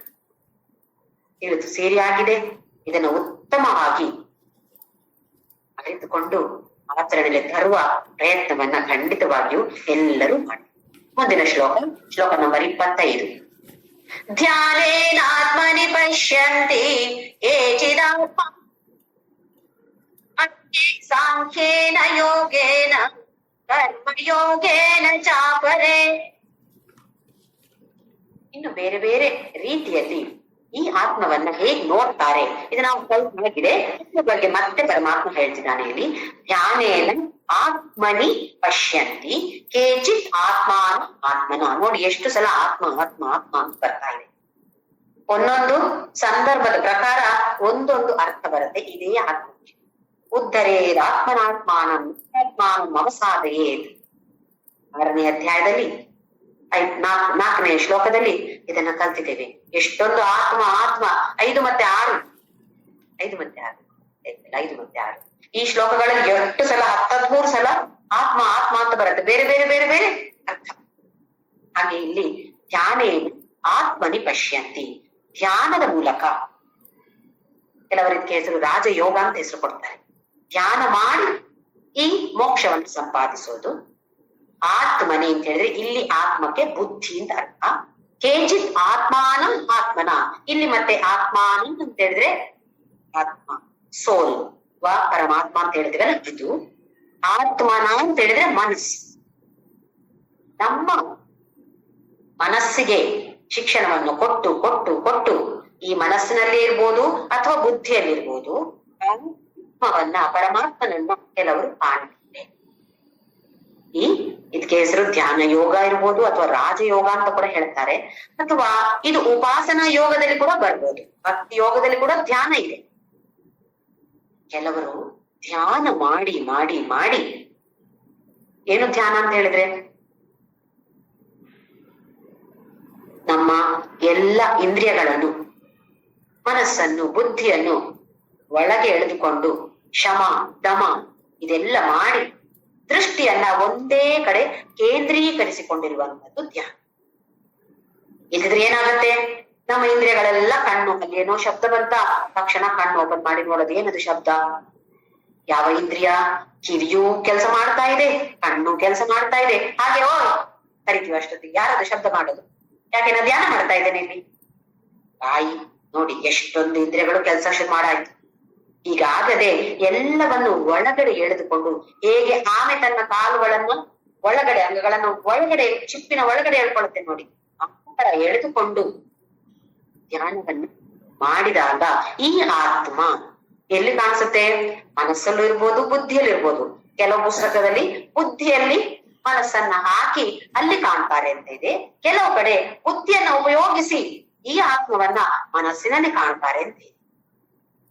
ಅದ್ ಎರಡರಲ್ಲೂ ಹೆಚ್ಚು ವ್ಯತ್ಯಾಸ ಏನು ಆಗೋದಿಲ್ಲ. ನಮ್ಮ ದೃಷ್ಟಿ ಆ ಪರಮಾತ್ಮ ಅಥವಾ ಆತ್ಮ ಅಂತ ಏನ್ ಹೇಳ್ತೀವೋ, ಪುರುಷ ಅಂತ ಏನ್ ಹೇಳ್ತೀವೋ ಅದರ ಮೇಲೆ ಕೇಂದ್ರೀಕರಿಸಿದ್ರೆ ಧ್ಯಾನದಲ್ಲಿ ಈ ಸ್ಥಿತಿಯನ್ನು ಪಡೆಯಬಹುದು. ಯಾವ ಸ್ಥಿತಿ? ಈಗ ಮುಂದೆ ಹೇಳಿದಲ್ಲ, ಈ ಸ್ಥಿತಿಯನ್ನ ನಾವು ಪಡೆಯಬಹುದು ಅಂತ ಭಗವಂತ ಹೇಳ್ತಿದ್ದಾನೆ. ಹಾಗೆಯೇ ಇನ್ನು ಕೆಲವರು ಅನ್ಯೇ, ಇನ್ನು ಬೇರೆಯವರು ಸಾಂಖ್ಯ ಯೋಗದಿಂದ, ಸಾಂಖ್ಯೇನ ಯೋಗೇನ, ಇಲ್ಲಿ ಸಾಂಖ್ಯ ಯೋಗ ಅಂತ ಹೇಳಿದ್ರೆ ಜ್ಞಾನ ಯೋಗ. ಏನು ಜ್ಞಾನ ಯೋಗ ಅಂತ ಹೇಳಿದ್ರೆ? ಶ್ರವಣ ಮನನ ನಿಧಿಧ್ಯಾಸನ. ಶ್ರವಣ ಅಂತ ಹೇಳಿದ್ರೆ ನಾವು ವಿಚಾರವನ್ನ ತಿಳಿದುಕೊಳ್ಳುವಂತ, ಬೇರೆ ಬೇರೆ ರೀತಿಯಲ್ಲಿ ನಾವು ತಿಳಿದುಕೊಳ್ತೇವೆ. ವಿಚಾರ ಓದಿ ಕೇಳಿ ಯಾವ ತರದಲ್ಲಿ ನಾವು ತಿಳಿದುಕೊಳ್ತೇವೋ, ನಮ್ಮ ಅರಿವಿಗೆ ಬರುತ್ತೋ ಅದು ಶ್ರವಣ. ಆಮೇಲೆ ಮನನ ಮಾಡೋದು, ಅದರ ಬಗ್ಗೆ ಮತ್ತೆ ಮತ್ತೆ ಯೋಚನೆ ಮಾಡಿ ವಿಚಾರ ಮಾಡಿ, ಆಮೇಲೆ ನಿಧಿಧ್ಯಾಸನ, ಅದನ್ನ ನಮ್ಮ ಜೀವನದಲ್ಲಿ ಅಳವಡಿಸಿಕೊಳ್ಳುವಂತೆ. ಹೀಗ್ ಮಾಡಿದಾಗ ಪರಮಾತ್ಮ ನಮ್ಗೆ ಮೋಕ್ಷ ಸಿಗತ್ತೆ ಅಥವಾ ನಾವು ಜ್ಞಾನಿ ಆಗ್ತೇವೆ ಅಂತ ಹೇಳಿ ಭಗವಂತ ಹೇಳ್ತಿದ್ದಾನೆ. ಹಾಗೆ ಇನ್ನೊಂದು ಕರ್ಮ ಯೋಗೇನ ಚ ಅಪರೆ, ಇನ್ನು ಕೆಲವರು ಬೇರೆಯವರು ಹೇಗೆ? ಕರ್ಮಯೋಗೇನ. ಏನು ಕರ್ಮಯೋಗ? ಇದು ನಾವು ತಿಳಿದುಕೊಂಡಿದ್ದೇವೆ. ಏನು ಕೆಲಸ ಮಾಡಿದ್ರು, ಯಾವುದೇ ಕರ್ಮ ಮಾಡಿದ್ರು ಭಗವಂತನಿಗೆ ಅರ್ಪಣಾ ಮನೋಭಾವದಿಂದ ಮಾಡುವಂಥದ್ದು. ಹಾಗೆಯೇ ಏನೇ ಬಂದ್ರು ಈಶ್ವರ ಪ್ರಸಾದ ಬುದ್ಧಿ, ಈಶ್ವರನಿಗೆ ಸಮರ್ಪಣೆ ಮಾಡ್ತಾ ಇದ್ದೀನಿ, ಏನೇ ಬಂದ್ರು ಈಶ್ವರ ಪ್ರಸಾದ ಬುದ್ಧಿಯಿಂದ ನಾವು ಸ್ವೀಕಾರ ಮಾಡುವಂಥದ್ದು ಕರ್ಮಯೋಗ. ಹಾಗೆ ಭಗವಂತ ಏನ್ ಹೇಳ್ತಿದ್ದಾನೆ? ಕೆಲವರು ಧ್ಯಾನ ಯೋಗದಿಂದ ಈ ಪದವಿಯನ್ನ ಪಡಿತಾರೆ, ಕೆಲವರು ಜ್ಞಾನ ಯೋಗ ಅಂದ್ರೆ ಸಾಂಖ್ಯ ಯೋಗದಿಂದ ಈ ಪದವಿಯನ್ನ ಪಡಿತಾರೆ, ಇನ್ನು ಕೆಲವರು ಕರ್ಮಯೋಗದಿಂದ ಕೂಡ ಪಡಿತಾರೆ. ಮತ್ತೆ ಅರ್ಥ ಮಾಡಿಕೊಳ್ಬೇಕು, ಕರ್ಮಯೋಗದಿಂದ ಮೇಲಕ್ಕೆ ಮೇಲಕ್ಕೆ ಮೇಲಕ್ಕೆ ಏನ್ ಹೋಗ್ಬೇಕು? ಕರ್ಮಯೋಗ, ಉಪಾಸನ ಯೋಗ, ಜ್ಞಾನ ಯೋಗ, 5 ಮೆಟ್ಟಿಲುಗಳನ್ನ ನಾವು 2ನೇ ಅಧ್ಯಾಯದಲ್ಲಿ ನೋಡಿದ್ದೇವೆ. ಕರ್ಮಯೋಗ ಅಂದ್ರೆ ಕರ್ಮಯೋಗ ಮಾಡಿದ ತಕ್ಷಣ ಮೇಲೆ ಹೋಗ್ತೀವಿ ಅಂತಲ್ಲ, ಈ ಮೋಕ್ಷ ಸಿಗತ್ತೆ ಅಂತಲ್ಲ. ಇದರಿಂದ ಸ್ವಲ್ಪವಾಗಿ ಮುಂದಕ್ಕೆ ಹೋಗಿ ನಮ್ಗೆ ಮೋಕ್ಷ ಲಭಿಸುತ್ತೆ ಹೇಳಿ ಭಗವಂತ ಹೇಳಿದ್ದಾನೆ. ಇನ್ನು ಮುಂದಿನ ಶ್ಲೋಕ ನಂಬರ್ 26. ಅನ್ಯೇತ್ವೇವಮಜಾನ್ ಶ್ರುತ್ಯನ್ಯೇಭ್ಯ ಉಪಾಸತೆ ತೇಪಿ ಚಾತಿತರಂ ಏವ ಮೃತ್ಯುಂ ಶ್ರುತಿ ಪರಾಯಣ. ಇದು ನಮ್ಗೆ ತುಂಬಾ ಸುಂದರವಾದ ಶ್ಲೋಕ. ಯಾಕೆಂತ ಹೇಳಿದ್ರೆ ಇಲ್ಲಿ ಏನ್ ಹೇಳ್ತಾನೆ ಭಗವಂತ ಅಂತ ಹೇಳಿದ್ರೆ, ಕೆಲವರು ಧ್ಯಾನ ಯೋಗ, ಕರ್ಮಯೋಗ, ಕೆಲ ಯೋಗ ಅಂತ ಹೇಳ್ದ. ಅಯ್ಯೋ ನನ್ಗೆ ಇದು ಯಾವ್ದು ಬರಲ್ವೇ ಅಂತ ನನ್ಗೆ ಕೆಲವೊಂದ್ಸಲ ನಮ್ಮ ಮೇಲೆ ಬೇಜಾರ ಅನ್ಸುತ್ತೆ. ಯಾವ್ದು ನನ್ಗೆ ಬರಲ್ಲ, ನಂಗೆ ಧ್ಯಾನ ಮಾಡಕ್ಕೆ ಕೂತ್ಕೊಳಕ್ ಆಗಲ್ಲ, ಕರ್ಮ ಯೋಗ ನಂಗೆ ಆಗ್ತಾ ಇಲ್ಲ. ಕೆಲಸ ಮಾಡುವಾಗ ದೇವ್ರನ್ನ ನೆನಪು ಮಾಡ್ಬೇಕು, ಅವನಿಗೆ ಸಮರ್ಪಣೆ ಮಾಡ್ಬೇಕು ಅಂತ ಇದ್ರು ಆ ಟೆನ್ಷನ್ ಅಲ್ಲಿ ಏನು ನೆನಪಾಗಲ್ಲ. ಒಂದು ಅಡಿಗೆ ಮಾಡುವಾಗ ನೆನಪಾಗತ್ತ, ಅದ್ರ ಮೊದ್ಲು ಯಾವ್ದೋ ಒಂದು ಸ್ಪೆಷಲ್ ಡಿಶ್ ಮಾಡ್ತೀನಿ ಇವತ್ತು ಅಂತ ಇದ್ರೆ ಮಾಡೋ ಮೊದ್ಲು ಅನ್ಕೋತಾನೆ, ಅಪ್ಪ ಭಗವಂತನಿಗೆ ಸಮರ್ಪಣೆ ಅಂತ ಅನ್ಕೋಬೇಕು ಅಂತ ಇದ್ರು ಅಷ್ಟು ಬೇಗ ನೆನಪಾಗತ್ತಾ? ಆ ಟೆನ್ಷನ್ ಅಲ್ಲಿ ಇದು ಸರಿಯಾಗಿ ಬರುತ್ತೋ ಇಲ್ವೋ ಅಂತ ಹೇಳಿ ಟೆನ್ಷನ್ ಅಲ್ಲಿ ಪರಮಾತ್ಮ ನೆನಪೇ ಬರೋದಿಲ್ಲ ನಮ್ಗೆ. ಆದ್ಮೇಲೆ ಚೆನ್ನಾಗಿ ಬಂದ್ರೆ ಪರಮಾತ್ಮನಿಗೆ ಅವನೇ ಕೊಟ್ಟಿದ್ದು ಅವನೇ ಮಾಡ್ಸಿದಂತ ಹೇಳೋ ಭಾವನೆ ಬರತ್ತಾ? ಇಲ್ಲ. ಅದೇನಾದ್ರೂ ಕೆಟ್ಟದಾಗಿ ಸರಿಯಾಗಿ ಬಂದಿಲ್ಲ, ಟೇಸ್ಟ್ ಚೆನ್ನಾಗಿಲ್ಲ, ಇದೇನಮ್ಮ ಈ ತರ ಮಾಡಿದ್ಯಾ ಅಂತ ಹೇಳಿದ್ರ, ಅಯ್ಯೋ ಅದು ಭಗವಂತ ಮಾಡಿದ್ದು ಹೇಳ್ತೀವಲ್ವಾ. ಯಾರಾದ್ರೂ ಚೆನ್ನಾಗಿದೆ ಜ್ಯೋತಿ ಅಂತ ಹೇಳಿದ್ರೆ ಅಪ್ಪ ನಾನೇ ನನ್ನ ಬೆನ್ನು ತಕ್ಕೊಳ್ತೇನೆ, ನಾನೇ ಬಾರಿ ಚೆನ್ನಾಗಿ ಅಡಿಗೆ ಮಾಡ್ತೇನೆ ಅಂತ ಹೇಳಿ ಅಲ್ವಾ. ಕರ್ಮಯೋಗ ಎಲ್ಲಿ ಆಗ್ತಾ ಇದೆ, ಇದು ಆಗ್ತಾ ಇಲ್ಲ. ಜ್ಞಾನ ಯೋಗ ಬಿಡಿ, ಅದರ ಸುದ್ದಿ ಬಿಡಿ, ಏನು ಆ ಯೋಚನೆ ವಿಚಾರ ಮಾಡಕ್ಕೆ ಗೊತ್ತೇ ಇಲ್ಲ ಹೇಗೆ ಮಾಡೋದು ಅಂತ ಹೇಳಿ ಇನ್ನೆಲ್ಲಿಂದ ಆಚರಣೆಗೆ ತರೋದು ಅಂತೇಳಿ ನಮ್ಗೆ ಸ್ವಲ್ಪ ಬೇಜಾರಾಗತ್ತೆ. ಹಾಗಾದ್ರೆ ನನ್ಗೆ ಮುಕ್ತಿ ಸಿಗಲ್ವಾ ಅಂತ ಬೇಜಾರಾಗತ್ತೆ. ಅದಕ್ಕೆ ಭಗವಂತ ಹೇಳ್ತಾನೆ, ಏನು ಬೇಜಾರು ಮಾಡ್ಕೋಬೇಡಿ, ಇದು ಅಜಾನಂತ. ಸುಮಾರು ಜನಕ್ಕೆ ಇದು ಯಾವ್ದು ಗೊತ್ತಿಲ್ಲ, ಕರ್ಮಯೋಗ, ಜ್ಞಾನ ಯೋಗ ಅಥವಾ ಧ್ಯಾನ ಇದು ಯಾವ್ದ್ರ ಬಗ್ಗೆ ಗೊತ್ತಿಲ್ಲದೆ ಶ್ರುತ್ವಾನೇಭ್ಯ ಉಪಾಸತೆ ಅಂತ ಹೇಳಿದ್ರೆ ಬೇರೆಯವ್ರು ಹೇಳೋದನ್ನೇನೋ ಕೇಳ್ತಾರೆ. ಇವಾಗ ನಮಗೆ ಉಪನಿಷತ್ತು ಗೊತ್ತಿಲ್ಲ, ವೇದ ಗೊತ್ತಿಲ್ಲ, ಏನು ಅಂತ ಗೊತ್ತಿಲ್ಲ, ಭಗವದ್ಗೀತೆ ಗೊತ್ತಿಲ್ಲ ಅಂತ ಯಾರೋ ಏನೋ ಒಂದಲ್ಲಿ ಚೆನ್ನಾಗಿ ವಿಚಾರ ಮಾಡ್ತಿದ್ದಾರೆ, ಹೇಳ್ತಿದ್ದಾರೆ. ಅದನ್ನ ಕೇಳ್ತಾ ಇದ್ರೆ ಓಹೋ ಹೌದಲ್ವಾ, ಈ ತರ ಇದೆ ಅಲ್ಲ ವಿಚಾರ ಅಂತ ಹೇಳಿ ಅದನ್ನ ತಿಳಿದುಕೊಳ್ಬಹುದಲ್ಲ ನಾವು. ಹಾಗೆ ತಿಳಿದುಕೊಂಡು ಉಪಾಸನೆ ಮಾಡಿದ್ರು, ಉಪಾಸನೆ ಅಂದ್ರೆ ದೊಡ್ಡ ಪೂಜೆ ಮಾಡ್ಬೇಕು ಅಂತ ಏನಿಲ್ಲ, ನಮ್ಮ ಆಚರಣೆಯಲ್ಲಿ ಅದನ್ನ ತಂದ್ರೂ ಕೂಡ ಭಗವಂತ ಏನ್ ಹೇಳ್ತಿದ್ದಾನೆ ಅಂತ ಹೇಳಿದ್ರೆ, ಇಂಥವರಿಗೆ ಕೂಡ ತೇಪಿಚ ಅತಿತರಂತೇವ ಮೃತ್ಯು ಶ್ರುತಿ ಪರಾಯಣ, ಈ ತರದ ಶ್ರುತಿಯನ್ನ ಪಾರಾಯಣ ಮಾಡಿದ್ರೆ, ಕೇಳಿದ್ರೆ, ಅದರ ಬಗ್ಗೆ ಸ್ವಲ್ಪ ಯೋಚನೆ ಮಾಡಿದ್ರೆ ಅವ್ರು ಕೂಡ ಸದ್ಭೂಯೋಪಿಚಾಯತೆ, ಮತ್ತೆ ಮೃತ್ಯು ಅಂತ ಹೇಳ್ತಾ ಇದ್ದಾನೆ ಅಲ್ಲಿ. ಇದರಿಂದ ಅಂತ ಹೇಳಿದ್ರೆ ಆ ಜನ್ಮ ಮತ್ತೆ ಬರುವುದಿಲ್ಲ. ಇದಕ್ಕೆ ಹೇಗೆ ಅಂತ ಹೇಳಿದ್ರೆ, ನಮ್ಮಲ್ಲಿ ನೋಡಿ, ಈಗ ನಾವು ಹಾಡ್ತೀವಿ, ಭಜನೆ ಹಾಡ್ತೀವಿ, ಎನ್ನಲ್ಲಿರುವನು ನಾರಾಯಣ, ಎನ್ನ ಮನದಲ್ಲಿರುವನು ನಾರಾಯಣ, ಎಲ್ಲೆಲ್ಲಿಯೂ ಇರುವನು ನಾರಾಯಣ, ಎಲ್ಲರಲ್ಲಿರುವನು ನಾರಾಯಣ. ನೋಡಿ, ನಾವು ಸುಮ್ನೆ ಒಂದು ಭಜನೆ ಹಾಡೋದು 4 ಲೈನು. ಇದರ ಬಗ್ಗೆ ನಾವು ವಿಚಾರ ಮಾಡಿದ್ರೆ ಏನಿದೆ, ನನ್ನ ಒಳಗೆ ನಾರಾಯಣ ಇದ್ದಾನೆ, ನನ್ನ ಮನಸ್ಸಿನಲ್ಲಿ ನಾರಾಯಣ ಇದ್ದಾನೆ, ಎಲ್ಲೆಲ್ಲಿರುವನು ನಾರಾಯಣ, ಎಲ್ಲರಲ್ಲಿರುವನು ನಾರಾಯಣ. ನನಗೆ ಯಾವ ಭಗವದ್ಗೀತೆ ಗೊತ್ತಿಲ್ಲ, ವೇದ ಗೊತ್ತಿಲ್ಲ, ಉಪನಿಷತ್ತು ಗೊತ್ತಿಲ್ಲ, ಏನು ಗೊತ್ತಿಲ್ಲ, ಪರವಾಗಿಲ್ಲ. ಇದರ ಬಗ್ಗೆ ಸ್ವಲ್ಪ ಆಲೋಚನೆ ಮಾಡಿದ್ರೆ, ಗಮನ ಹರಿಸಿದ್ರೆ, ನನ್ನ ಒಳಗೆ ನಾರಾಯಣ ಇದ್ದಾನೆ, ನನ್ನ ಮನಸ್ಸಿನಲ್ಲಿ ನಾರಾಯಣ ಇದ್ದಾನೆ, ಬೇರೆಯವರಲ್ಲಿ ಕೂಡ ಎಲ್ಲರಲ್ಲಿರುವನು ನಾರಾಯಣ. ಎಲ್ಲರಲ್ಲಿ ಅಂದ್ರೆ ಏನು, ಮನುಷ್ಯರಲ್ಲಿ ಮಾತ್ರ ಹೇಳಿದ್ದ ಭಗವಂತ, ಎಲ್ಲರಲ್ಲಿ ನಾನಿದ್ದೇನೆ ಅಂತ ಹೇಳ್ಬಿಡ್ತಾನೆ, ಅಥವಾ ನಾರಾಯಣ ಇದ್ದಾನೆ ಅಂತ ಹೇಳ್ತೀನಿ. ಎಲ್ಲೆಲ್ಲಿಯೂ ಇರುವನು ನಾರಾಯಣ. ಎಷ್ಟು ಚೆನ್ನಾಗಿದೆ ನೋಡಿ ಭಜನೆ, 4 ಲೈನ್ಸ್. ನಮ್ಮ ಉಪನಿಷತ್ತು ಬೇಡ, ಏನು ಬೇಡ, ಇದರ ಸಾರ ತಿಳಿದುಕೊಂಡ್ರೆ ಸಾಕು. ಅದಕ್ಕೆ ಭಗವಂತ ಏನ್ ಹೇಳ್ತಿದ್ದಾನೆ, ಕರ್ಮ ಯೋಗ ಬೇಡ, ಜ್ಞಾನ ಯೋಗ ಬೇಡ, ಧ್ಯಾನ ಯೋಗ ಯಾವುದು ಗೊತ್ತಿರದೆ ಇದ್ರೂ ಕೂಡ ಈ ತರ ಶ್ರುತಿ ಪರಾಯಣರಾಗಿದ್ರೆ, ಸ್ವಲ್ಪ ಕೇಳಿದ್ರೆ, ಓದಕ್ಕೆ ಬರೋ ಅನಕ್ಷರಸ್ಥ, ಏನು ಓದೋದು ಬರೋದಿಲ್ಲ, ಹೇಗೆ ಓದೋದು ಪರವಾಗಿಲ್ಲ, ಏನೋ 1 ಗಂಟೆ ಯಾರೋ ಒಬ್ರು ಹೇಳಿದ್ದಾನೆ, 1 ಗಂಟೆನೂ ಬೇಡ, ಒಂದು ಭಜನೆ ಕೇಳಿದ್ರೆ ಸಾಕು. ಆ ಭಜನೆ ಇರುವ ಸಾರ ಏನಿದೆ, ನಾವಿವಾಗ ಭಜನೆ ಹಾಡಿದಾಗ ಹೇಳ್ತೀವಿ, ಎಷ್ಟು ಆನಂದ, ಬ್ಲಿಸ್ ಅಂತ ಹೇಳ್ತೀವಿ, ಆನಂದ ಬಂತು, ಸರಿ, ತುಂಬಾ ಒಳ್ಳೇದು, ಅಲ್ಲಿಗೆ ಸೀಮಿತವಾಗಬಾರ್ದು. ಆ ಒಂದು ಭಜನೆ, ಖುಷಿಯಾದ ಭಜನೆಯನ್ನು ಹಿಡ್ಕೊಂಡು ಇದರ ಅರ್ಥ ಏನು, ನನ್ನಲ್ಲಿರುವನು ಅಂತ ಹೇಳಿದಾಯ್ತು, ಎಲ್ಲೆಲ್ಲಿರುವನು ಅಂತ ಹೇಳಿದ್ರೆ ಏನು, ಪ್ರತಿಯೊಬ್ಬನಲ್ಲಿರುವನು, ಪ್ರತಿಯೊಂದು ವಸ್ತುವಲ್ಲಿರೋನು, ಈ ಆಕಾಶದಲ್ಲಿರುವನು, ನೀರಿನಲ್ಲಿರುವನು, ಗಾಳಿಯಲ್ಲಿರುವನು, ಎಲ್ಲವೂ ನಾರಾಯಣ.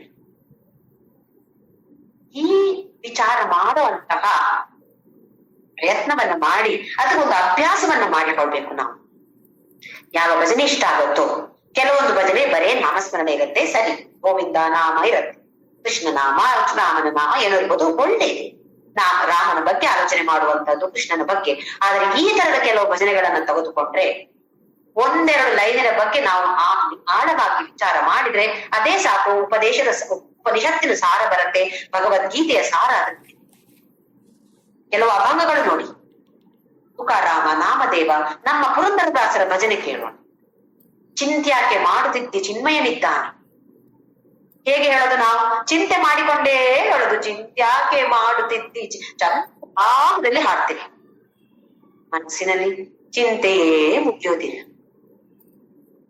ಯಾಕೆ ಹೇಳಿದಾನೆ? ಚಿಂತ್ಯಾಕೆ ಮಾಡುತ್ತಿದ್ದಿ ಚಿನ್ಮಯನಿದ್ದಾನೆ, ಅವನಿದ್ದಾನೆ, ನೀನ್ ಯಾಕೆ ಚಿಂತೆ ಮಾಡ್ತಿ ಅಲ್ವೇ?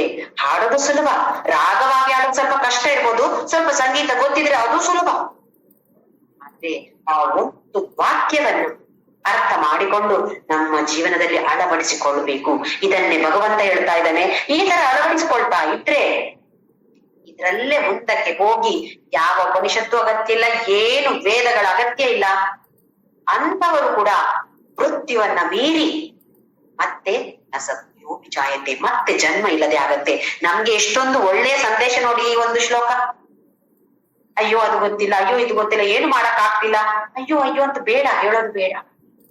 ಚೆನ್ನಾಗಿ ಭಜನೆಯನ್ನ ಹಾಡಿ, ಒಂದು ಭಜನೆ ಯಾವುದೊಂದು ಸ್ವಲ್ಪ ತತ್ವವನ್ನು ಹೇಳುವಂತಹ ಭಜನೆ ಆದ್ರೆ ಆ ತತ್ವ ಒಂದೆರಡು ಗೆರೆಯನ್ನ ಮಾತ್ರ ತೆಗೆದುಕೊಂಡು ಇದರ ಅರ್ಥ ಏನು ಅಂತ ತಿಳಿದುಕೊಂಡ್ರೆ ನೋಡಿ ಎಷ್ಟು ಸುಲಭ ಇದೆ. ಭಗವಂತ ಹೇಳಿದಾನೆ ಇಲ್ಲಿ ಹಾಗೆ ಅದನ್ನ ಗಟ್ಟಿಯಾಗಿ ಹಿಡ್ಕೋಬಹುದು ನಮ್ಗೆ ಅಲ್ವೇ? ಹಾಗೆ ಹಿಡ್ಕೊಂಡಾಗ ಮುಂದೆ ಮುಂದೆ ಮುಂದೆ ಮುಂದೆ ಖಂಡಿತವಾಗಿಯೂ ಹೋಗಕ್ಕೆ ತುಂಬಾ ಸುಲಭವಾದ ದಾರಿಯನ್ನು ಭಗವಂತ ನಮ್ಗೆ ಇಲ್ಲಿ ತೋರಿಸಿಕೊಟ್ಟಿದ್ದಾನೆ. ಯಾಕೆ ಆ ದಾರಿಯನ್ನಾದ್ರೂ ನೋಡ್ಕೋಬಾರ್ದು ನಾವು? ಅಥವಾ ಈ ದಾರಿಯನ್ನು ಸ್ವಲ್ಪ ಸ್ವಲ್ಪ ನೋಡಿಕೊಂಡು ಆ ದಾರಿಯಲ್ಲಿ ಒಳ್ಳೆ ಪ್ರಬಲವಾದ ಶಕ್ತಿಯನ್ನು ಅದರಲ್ಲಿ ಹಾಕಿ ಯಾಕೆ ನಾವು ಮುಂದಕ್ಕೆ ಹೋಗ್ಬಾರ್ದು? ಅದಿಲ್ಲ, ಅದೆಲ್ಲ ಒಂದೇ ತಾನೇ ಸೇರೋದು. ಮುಂದಿನ ಶ್ಲೋಕದಲ್ಲಿ ಏನ್ ಹೇಳ್ತಾನೆ ನೋಡೋಣ ಭಗವಂತ. ಶ್ಲೋಕ ನಂಬರ್ 27. ಯಾವತ್ ಸಂಜಾಯತೆ ಕಿಂಚಿತ್ ಸತ್ವಂ ಸ್ಥಾವರ ಜಂಗಮಂ ಕ್ಷೇತ್ರ ಕ್ಷೇತ್ರಜ್ಞ ಸಂಯೋಗಾತ್ ತದ್ವಿದ್ಧಿ ಭರತರ್ಷಭ. ಏನ್ ಹೇಳ್ತಾನೆ ಅಂತಂದ್ರೆ, ಯಾವತ್ ಸಂಜಾಯತೆ ಕಿಂಚಿತ್ ಸತ್ವಂ. ಇಲ್ಲಿ ಸತ್ವ ಅಂತ ಹೇಳಿದ್ರೆ ಸತ್, ಯಾವುದೆಲ್ಲ ಅಸ್ತಿತ್ವದಲ್ಲಿ ಇದೆಯೋ ಅದಕ್ಕೆ ಸತ್ ಅಂತ ಹೆಸರು. ಆ ಸತ್ವದ ಬಗ್ಗೆ ಹೇಳ್ತಿದ್ದಾನೆ. ಅದು ಸ್ಥಾವರ ಇರ್ಬೋದು, ಜಂಗಮ ಇರ್ಬೋದು. ಸ್ಥಾವರ ಅಂತ ಹೇಳಿದ್ರೆ ಯಾವುದಕ್ಕೆ ಚಲನೆ ಇಲ್ಲವೋ ಅಚರ, ಇದಕ್ಕೆ ಸ್ಥಾವರ ಅಂತ ಹೆಸರು. ಜಂಗಮ, ಕೆಲವರನ್ನು ನಾವು ಜಂಗಮರು ಅಂತ ಹೇಳ್ತೀವಿ ನೋಡಿ. ಏನು ಜಂಗಮ ಅಂತ ಹೇಳಿದ್ರೆ ಚಲನೆಯಲ್ಲಿ ಇರುವಂಥದ್ದು. ಈಗ ನಾವೆಲ್ಲರೂ ಜಂಗಮ ಅಂದ್ರೆ ಚಲನೆ ಇದೆ, ಪ್ರಾಣಿಗಳು ಜಂಗಮರು. ಅದೇ ಸಸ್ಯ, ಮರ, ಪರ್ವತ ಇದೆಲ್ಲ ಚಲನೆ ಇಲ್ಲದೆ ಇರುವಂತದ್ದು, ಅದಕ್ಕೆ ಸ್ಥಾವರ ಅಂತ ಹೆಸರು. ಸ್ಥಾವರ ಇರ್ಲಿ, ಜಂಗಮ ಇರ್ಲಿ, ಚಲನೆ ಇರುವಂತದ್ದು ಇರ್ಲಿ, ಚಲನೆ ಇಲ್ಲದೆ ಇರುವಂತದ್ದು ಯಾವುದೇ ಆಗಿರ್ಲಿ ಸತ್ತು. ಈ ಪ್ರಪಂಚದಲ್ಲಿ ಏನೆಲ್ಲ ಇದೆಯೋ, ಹೇಗೆ ಹುಟ್ಟಿದೆ? ಕ್ಷೇತ್ರ ಕ್ಷೇತ್ರಜ್ಞ ಸಂಯೋಗ. ಕ್ಷೇತ್ರ ಹಾಗೂ ಮತ್ತೆ ಕ್ಷೇತ್ರಜ್ಞಕ್ಕೆ ಭಗವಂತ ಬಂದ್ಬಿಟ್ಟಿದ್ದಾನೆ. ಪ್ರಕೃತಿ ಮತ್ತೆ ಪುರುಷನ ಬಗ್ಗೆ ಹೇಳಾಯಿತು. ಇನ್ನೀವಾಗ ಸ್ವಲ್ಪ ಮತ್ತೆ ಆಳವಾಗಿ ಹೇಳಿದ್ದಾನೆ.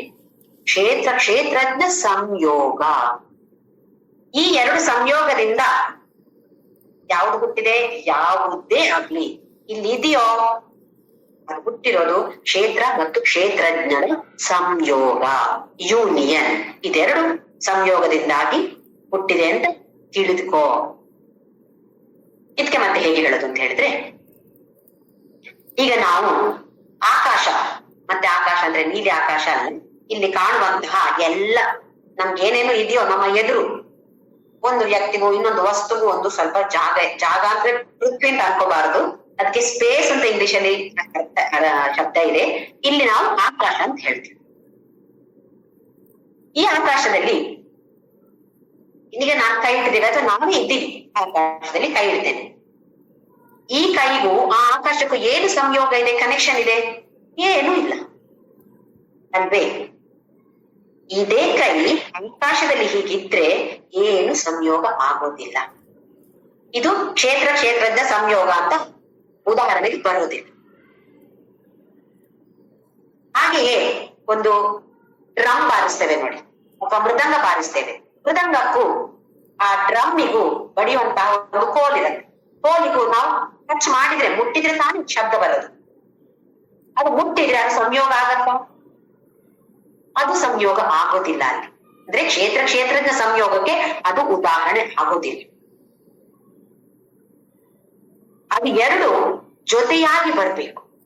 ಆ ಜೊತೆ ಸೇರಿ ಬಂದಾಗ ಆ ಸಂಯೋಗದಿಂದ ಮಾತ್ರ ಅಂತ ಹೇಳಿದ್ರೆ ಇಲ್ಲಿ ಈ ಸೂಕ್ಷ್ಮ ಶರೀರ ಸ್ಥೂಲ ಶರೀರ ಎರಡು ಸೇರಿ ಈ ಕ್ಷೇತ್ರಜ್ಞದ ಜೊತೆ ಸೇರ್ಬೇಕು. ಅವಾಗ ಮಾತ್ರ ಏನೇ ಆಗಿರ್ಲಿ, ಅದು ಒಂದು ವಸ್ತು ಇರ್ಬೋದು, ವ್ಯಕ್ತಿ ಇರ್ಬೋದು, ಅಥವಾ ಒಂದು ಸಸ್ಯ ಇರ್ಬೋದು, ಪ್ರಾಣಿ ಇರ್ಬೋದು, ಯಾವುದೇ ಆಗಿ ಇದು ಎರಡು ಸೇರಿಕೊಂಡಾಗ ಮಾತ್ರ ಹುಟ್ಟಿಕೊಳ್ಳುವಂಥದ್ದು ಅಥವಾ ಅಸ್ತಿತ್ವಕ್ಕೆ ಬರುವಂಥದ್ದು. ನಾವಾದ್ರೆ ಹುಟ್ಟೋದು ಅಂತ ಹೇಳ್ತೀವಿ. ಈ ಒಂದು ಯಾವುದೋ ಒಂದು ವಸ್ತು ಇದ್ರೆ ಅದು ಹುಟ್ಟೋದು ಅಂತ ಹೇಳೋದಿಲ್ಲ, ಅಸ್ತಿತ್ವಕ್ಕೆ ಬರೋದು ಅಂತ ಹೇಳ್ತೀವಿ ನಾವು. ಹಾಗೆ ಬರೋದು ಕ್ಷೇತ್ರ ಮತ್ತು ಕ್ಷೇತ್ರಜ್ಞ ಎರಡು ಇದ್ರೆ ಮಾತ್ರ. ಯಾವುದೋ ಒಂದು ಇದ್ರೆ ಅದು ಅಸ್ತಿತ್ವದಲ್ಲಿ ಇರೋದಿಲ್ಲ. ಅವ್ಯಕ್ತವಾಗಿರುತ್ತೆ. ವ್ಯಕ್ತವಾಗಿ ಬರೋದು ಯಾವಾಗ? ಈ ಕ್ಷೇತ್ರ ಹಾಗೂ ಕ್ಷೇತ್ರಜ್ಞದ ಸಂಯೋಗ ಯಾವಾಗ ಆಗುತ್ತೋ. ಹಾಗಾದ್ರೆ ನಾವು ಏನನ್ನ ತಿಳಿದುಕೊಳ್ಬೇಕು? ಕ್ಷೇತ್ರದ ಬಗ್ಗೆಯೂ ತಿಳಿದುಕೊಳ್ಬೇಕು, ಕ್ಷೇತ್ರಜ್ಞದ ಬಗ್ಗೆಯೂ ತಿಳಿದುಕೊಳ್ಬೇಕು. ನಮ್ಗೆ ಪ್ರಕೃತಿಯ ಮೇಲೆ ಮಾತ್ರ ವ್ಯಾಮೋಹ ಇದ್ದಾಗ ಏನಾಗತ್ತೆ? ನಾನು ಅಂದ್ರೆ ದೇಹ ಅಭಿಮಾನಿ ಆಗ್ಬಿಡ್ತೀನಿ. ಪುರುಷನ ಬಗ್ಗೆ ಅಥವಾ ಕ್ಷೇತ್ರಜ್ಞದ ಬಗ್ಗೆ ಯಾವ ರೀತಿಯ ನಮ್ಗೆ ತಿಳುವಳಿಕೆ ಇಲ್ಲ ಅಂತಾದ್ರೆ ನಾವು ದೇಹದ ಅಭಿಮಾನಿಗಳು, ಪ್ರಪಂಚದ ಅಭಿಮಾನಿಗಳು. ಹಾಗಿದ್ದಾಗ ಇದ್ಯಾಕೆ ನಾನ್ ಯಾಕೆ ಇಲ್ಲಿ ಬಂದೆ, ಹೇಗ್ ಬಂದೆ ನಾನು, ಅಥವಾ ಈ ಒಂದು ವಸ್ತು ಹೇಗೆ ಹುಟ್ಟಿತು, ಯಾವುದರ ಬಗ್ಗೆ ನಮ್ಗೆ ತಿಳುವಳಿಕೆ ಇರೋದಿಲ್ಲ. ವ್ಯಾಮೋಹ ಬರೀ ಪ್ರಪಂಚ ಅಥವಾ ದೇಹ ಅಥವಾ ಕಣ್ಣಿಗೆ ಯಾವುದು ಕಾಣಿಸುತ್ತೋ, ಕಿವಿಗೆ ಏನು ಕೇಳಿಸುತ್ತೋ ಅದರ ಮೇಲೆ ಮಾತ್ರ ನಮ್ಗೆ ವ್ಯಾಮೋಹ ಇದೆ. ಮುಂದಕ್ಕೆ ಹೋಗೋ ಪ್ರಯತ್ನವನ್ನ ನಾವು ಮಾಡೋದಿಲ್ಲ. ಹೀಗೆ ಭಗವದ್ಗೀತೆಯನ್ನು ತಿಳಿದುಕೊಂಡಾಗ ಓ ನಾನು ಯಾಕೆ ಬಂದೆ ಇಲ್ಲಿ, ಅಥವಾ ಈ ಒಂದು ವಸ್ತು ಭಾರಿ ಇಷ್ಟ ನನ್ಗೆ, ಇದು ಯಾಕೆ ಉಂಟು? ಕ್ಷೇತ್ರ ಮತ್ತು ಕ್ಷೇತ್ರಜ್ಞ ಎರಡೂ ಇದೆ ಇದರಲ್ಲಿ. ಪ್ರಕೃತಿಯೂ ಇದೆ, ಪುರುಷನೂ ಇದ್ದಾನೆ ಇದರಲ್ಲಿ. ಹೇಗೆ ನಮ್ಗೆ ಒಂದು ಮರವನ್ನ ಕಡಿಬೇಕು ಅಂತ ಇದ್ರೆ ಏನ್ ಮಾಡ್ತೀವಿ ನಾವು? ಬರೇ ಅದರ ಕೊಂಬೆಗಳನ್ನ ಕಡಿದ್ರೆ ಮರ ಮತ್ತೆ ಹುಟ್ಟಿ ಬರುತ್ತೆ. ಏನ್ ಮಾಡ್ಬೇಕು? ಬೇರು ಸಮೇತ ಕಿತ್ತು ಬಿಸಾಕ್ಬೇಕು. ಆಗ ಮಾತ್ರ ಮರ ಮತ್ತೆ ಬೆಳೆಯೋದಿಲ್ಲ. ಹಾಗೆಯೇ ಇಲ್ಲಿ ನಮಗೆ ಜ್ಞಾನ, ಈ ಮರವನ್ನ ಬೇರು ಸಮೇತ ಕಿತ್ತೋಗಿಯೋದು ಅಂತ ಹೇಳಿದ್ರೆ ಆ ಅಜ್ಞಾನವನ್ನ ತೆಗೆದು ಬಿಸಾಕ್ಬೇಕು. ಅವಾಗ ಅಲ್ಲಿ ಜ್ಞಾನ ಇರುತ್ತೆ. ಇಲ್ದಿದ್ರೆ ಆ ಅಜ್ಞಾನ ಸ್ವಲ್ಪ ಸ್ವಲ್ಪವೇ ಕಟ್ ಮಾಡಿಕೊಂಡು ಹೋಗೋಣ ಅಂತ ಹೇಳಿದ್ರೆ, ತುಂಡರಿಸ್ಕೊಂಡು ಹೋಗೋಣ ಅಂತ ಹೇಳಿದ್ರೆ ಮತ್ತೆ ಮತ್ತೆ ಬೆಳೀತಾ ಇರುತ್ತೆ. ಅದಕ್ಕೋಸ್ಕರ ಭಗವಂತ ಹೇಳ್ತಿದ್ದಾನೆ ಈ ಜ್ಞಾನ ಬೇಕೇ ಬೇಕು. ಇಲ್ಲ ಅಂತ ಹೇಳಿದ್ರೆ ಮತ್ತೆ ಪುನರಪಿ ಜನನ ಪುನರಪಿ ಮರಣ ಪುನರಪಿ ಜನನಿ ಜಠರೇ ಶಯನ. ಇದರ ಬಗ್ಗೆ ನಾವೆಲ್ಲರೂ ತಿಳಿದುಕೊಳ್ಬೇಕು ಅಂತ ಹೇಳುವ ಆಸಕ್ತಿಯಿಂದ ಭಗವಂತ ಅರ್ಜುನನ ಮೂಲಕ ನಮಗೆ ಇದೆಲ್ಲವನ್ನು ನಾನಾ ರೀತಿಯಲ್ಲಿ ತಿಳಿದುಕೊಡ್ತಾ ಇದ್ದಾನೆ.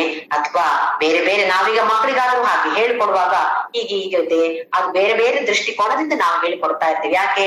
ಮಕ್ಕಳ ತಲೆಗೆ ಹೋಗುದು ನಮ್ಗೆ ಮುಖ್ಯ. ಈ ದೃಷ್ಟಿಯಿಂದ ಹೋಯ್ತು, ಆ ದೃಷ್ಟಿಯಿಂದ ಹೋಯ್ತು ಅಂತ ನಮ್ಗೆ ಮುಖ್ಯ ಅಲ್ಲ. ಮಕ್ಕಳಿಗೆ ಅಲ್ಲಿ ಅರ್ಥ ಆಗ್ಬೇಕಾದದ್ದು ಮುಖ್ಯ. ಹಾಗೆಯೇ ಭಗವಂತ ಕೂಡ ಅತ್ಯಂತ ಕರುಣಾಮಯನಾದ ಕಾರಣ ನಾವೆಲ್ಲರೂ ಯಾವ ತರದ ಯಾವ ಲೆವೆಲಿನ ಅಜ್ಞಾನಿಗಳು ಅಂತ ಗೊತ್ತಿದೆ. ಹಾಗೆ ಬೇರೆ ಬೇರೆ ದೃಷ್ಟಿಕೋನದಿಂದ ಹೇಳಿದಾಗ, ಬೇರೆ ಬೇರೆ ರೀತಿಯಿಂದ ಹೇಳಿದಾಗ ಈ ನನ್ನ ಮಕ್ಕಳಿಗೆ ಸ್ವಲ್ಪವಾಗಿ ಆದ್ರೂ ಅರ್ಥ ಆಗ್ಬೋದು. ಸ್ವಲ್ಪವಾಗಿ ಅದ್ರ ಅರ್ಥ ಮಾಡಿಕೊಂಡು ಅದರ ಜೀವನದಲ್ಲಿ ಅರ್ಥ ಎಷ್ಟಾಗುತ್ತೋ ಅದನ್ನೆಲ್ಲ ಜೀವನದಲ್ಲಿ ಆಚರಿಸ್ತೇವೋ? ಇಲ್ಲ, ಎಲ್ಲೋ 1% ಅದರಲ್ಲಿ ಜೀವನದಲ್ಲಿ ಆಚರಿಸಿಕೊಳ್ಳುವ ಯತ್ನವನ್ನ ಮಾಡ್ತೇವೆ. ಅದರಲ್ಲಿ ಒಂದಿಷ್ಟಾಂಶ ಮಾತ್ರ ನಾವು ಜೀವನದಲ್ಲಿ ಆಚರಿಸ್ತಾ ಇರ್ತೀವಿ. ಅದಕ್ಕೋಸ್ಕರ ಭಗವಂತ ನಾನಾ ರೀತಿಯಲ್ಲಿ ಹೇಳಿ, ಇನ್ನು ಅದು ಬಂದ್ರೆ ನಿಮ್ಗೆ ಏನಾಗತ್ತೆ, ಜ್ಞಾನ ಬಂದ್ರೆ ಏನಾಗತ್ತೆ, ಮೋಕ್ಷ ಅಂದ್ರೆ ಏನು ಅಂತ ಹೇಳಿ ಕೂಡ ನಾನಾ ರೀತಿಯಲ್ಲಿ ಹೇಳಿ ಒಂದು ಒಳ್ಳೆ ಮಾರ್ಕೆಟಿಂಗ್ ಟೆಕ್ನಿಕ್ಸ್ ಎಲ್ಲ ಉಪಯೋಗಿಸಿ ನಮ್ಮನ್ನ ಆಕರ್ಷಿಸ್ತಾ ಇದ್ದಾನೆ. ಆಕರ್ಷಣೆ ಮಾಡುವಂತಹ ಪ್ರಯತ್ನವನ್ನ ಭಗವಂತ ಮಾಡ್ತಾ ಇದ್ದಾನೆ. ಇದು ನಮ್ಮ ಒಂದು ಫ್ರೀ ವಿಲ್ ಅಂತ ಇದೆ, ಅದನ್ನ ಉಪಯೋಗಿಸಿ ಮುಂದಕ್ಕೆ ನಾನು ಹೋಗ್ತೀನಿ, ನಮಗೂ ಹೀಗೆ ಆಗ್ಬೇಕು, ಈ ತರದ ಒಂದೆಲ್ಲ ಏನ್ ಸಿಗತ್ತೋ ಭಗವಂತ ಹೇಳಿದಾನೆ ಅದೆಲ್ಲ ನಮಗೂ ಸಿಗ್ಬೇಕು, ನಮಗೂ ಬೇಕಿದೆಲ್ಲ ಅಂತ ಹೇಳುವ ಒಂದು ಉತ್ಸಾಹವನ್ನ ನಾವು ಬೆಳೆಸಿಕೊಂಡು ನಾಮಸ್ಮರಣೆಯನ್ನ ಮಾಡಿ ಖಂಡಿತವಾಗಿಯೂ ಎಲ್ಲರೂ ಕೂಡ ನಮ್ಮ ಗುರಿಯನ್ನ ತಲುಪುವಂತರಾಗ. ಓಂ ಶ್ರೀ ರಾಮ್ ಜಯ ರಾಮ್ ಜಯ ಜಯ ರಾಮ.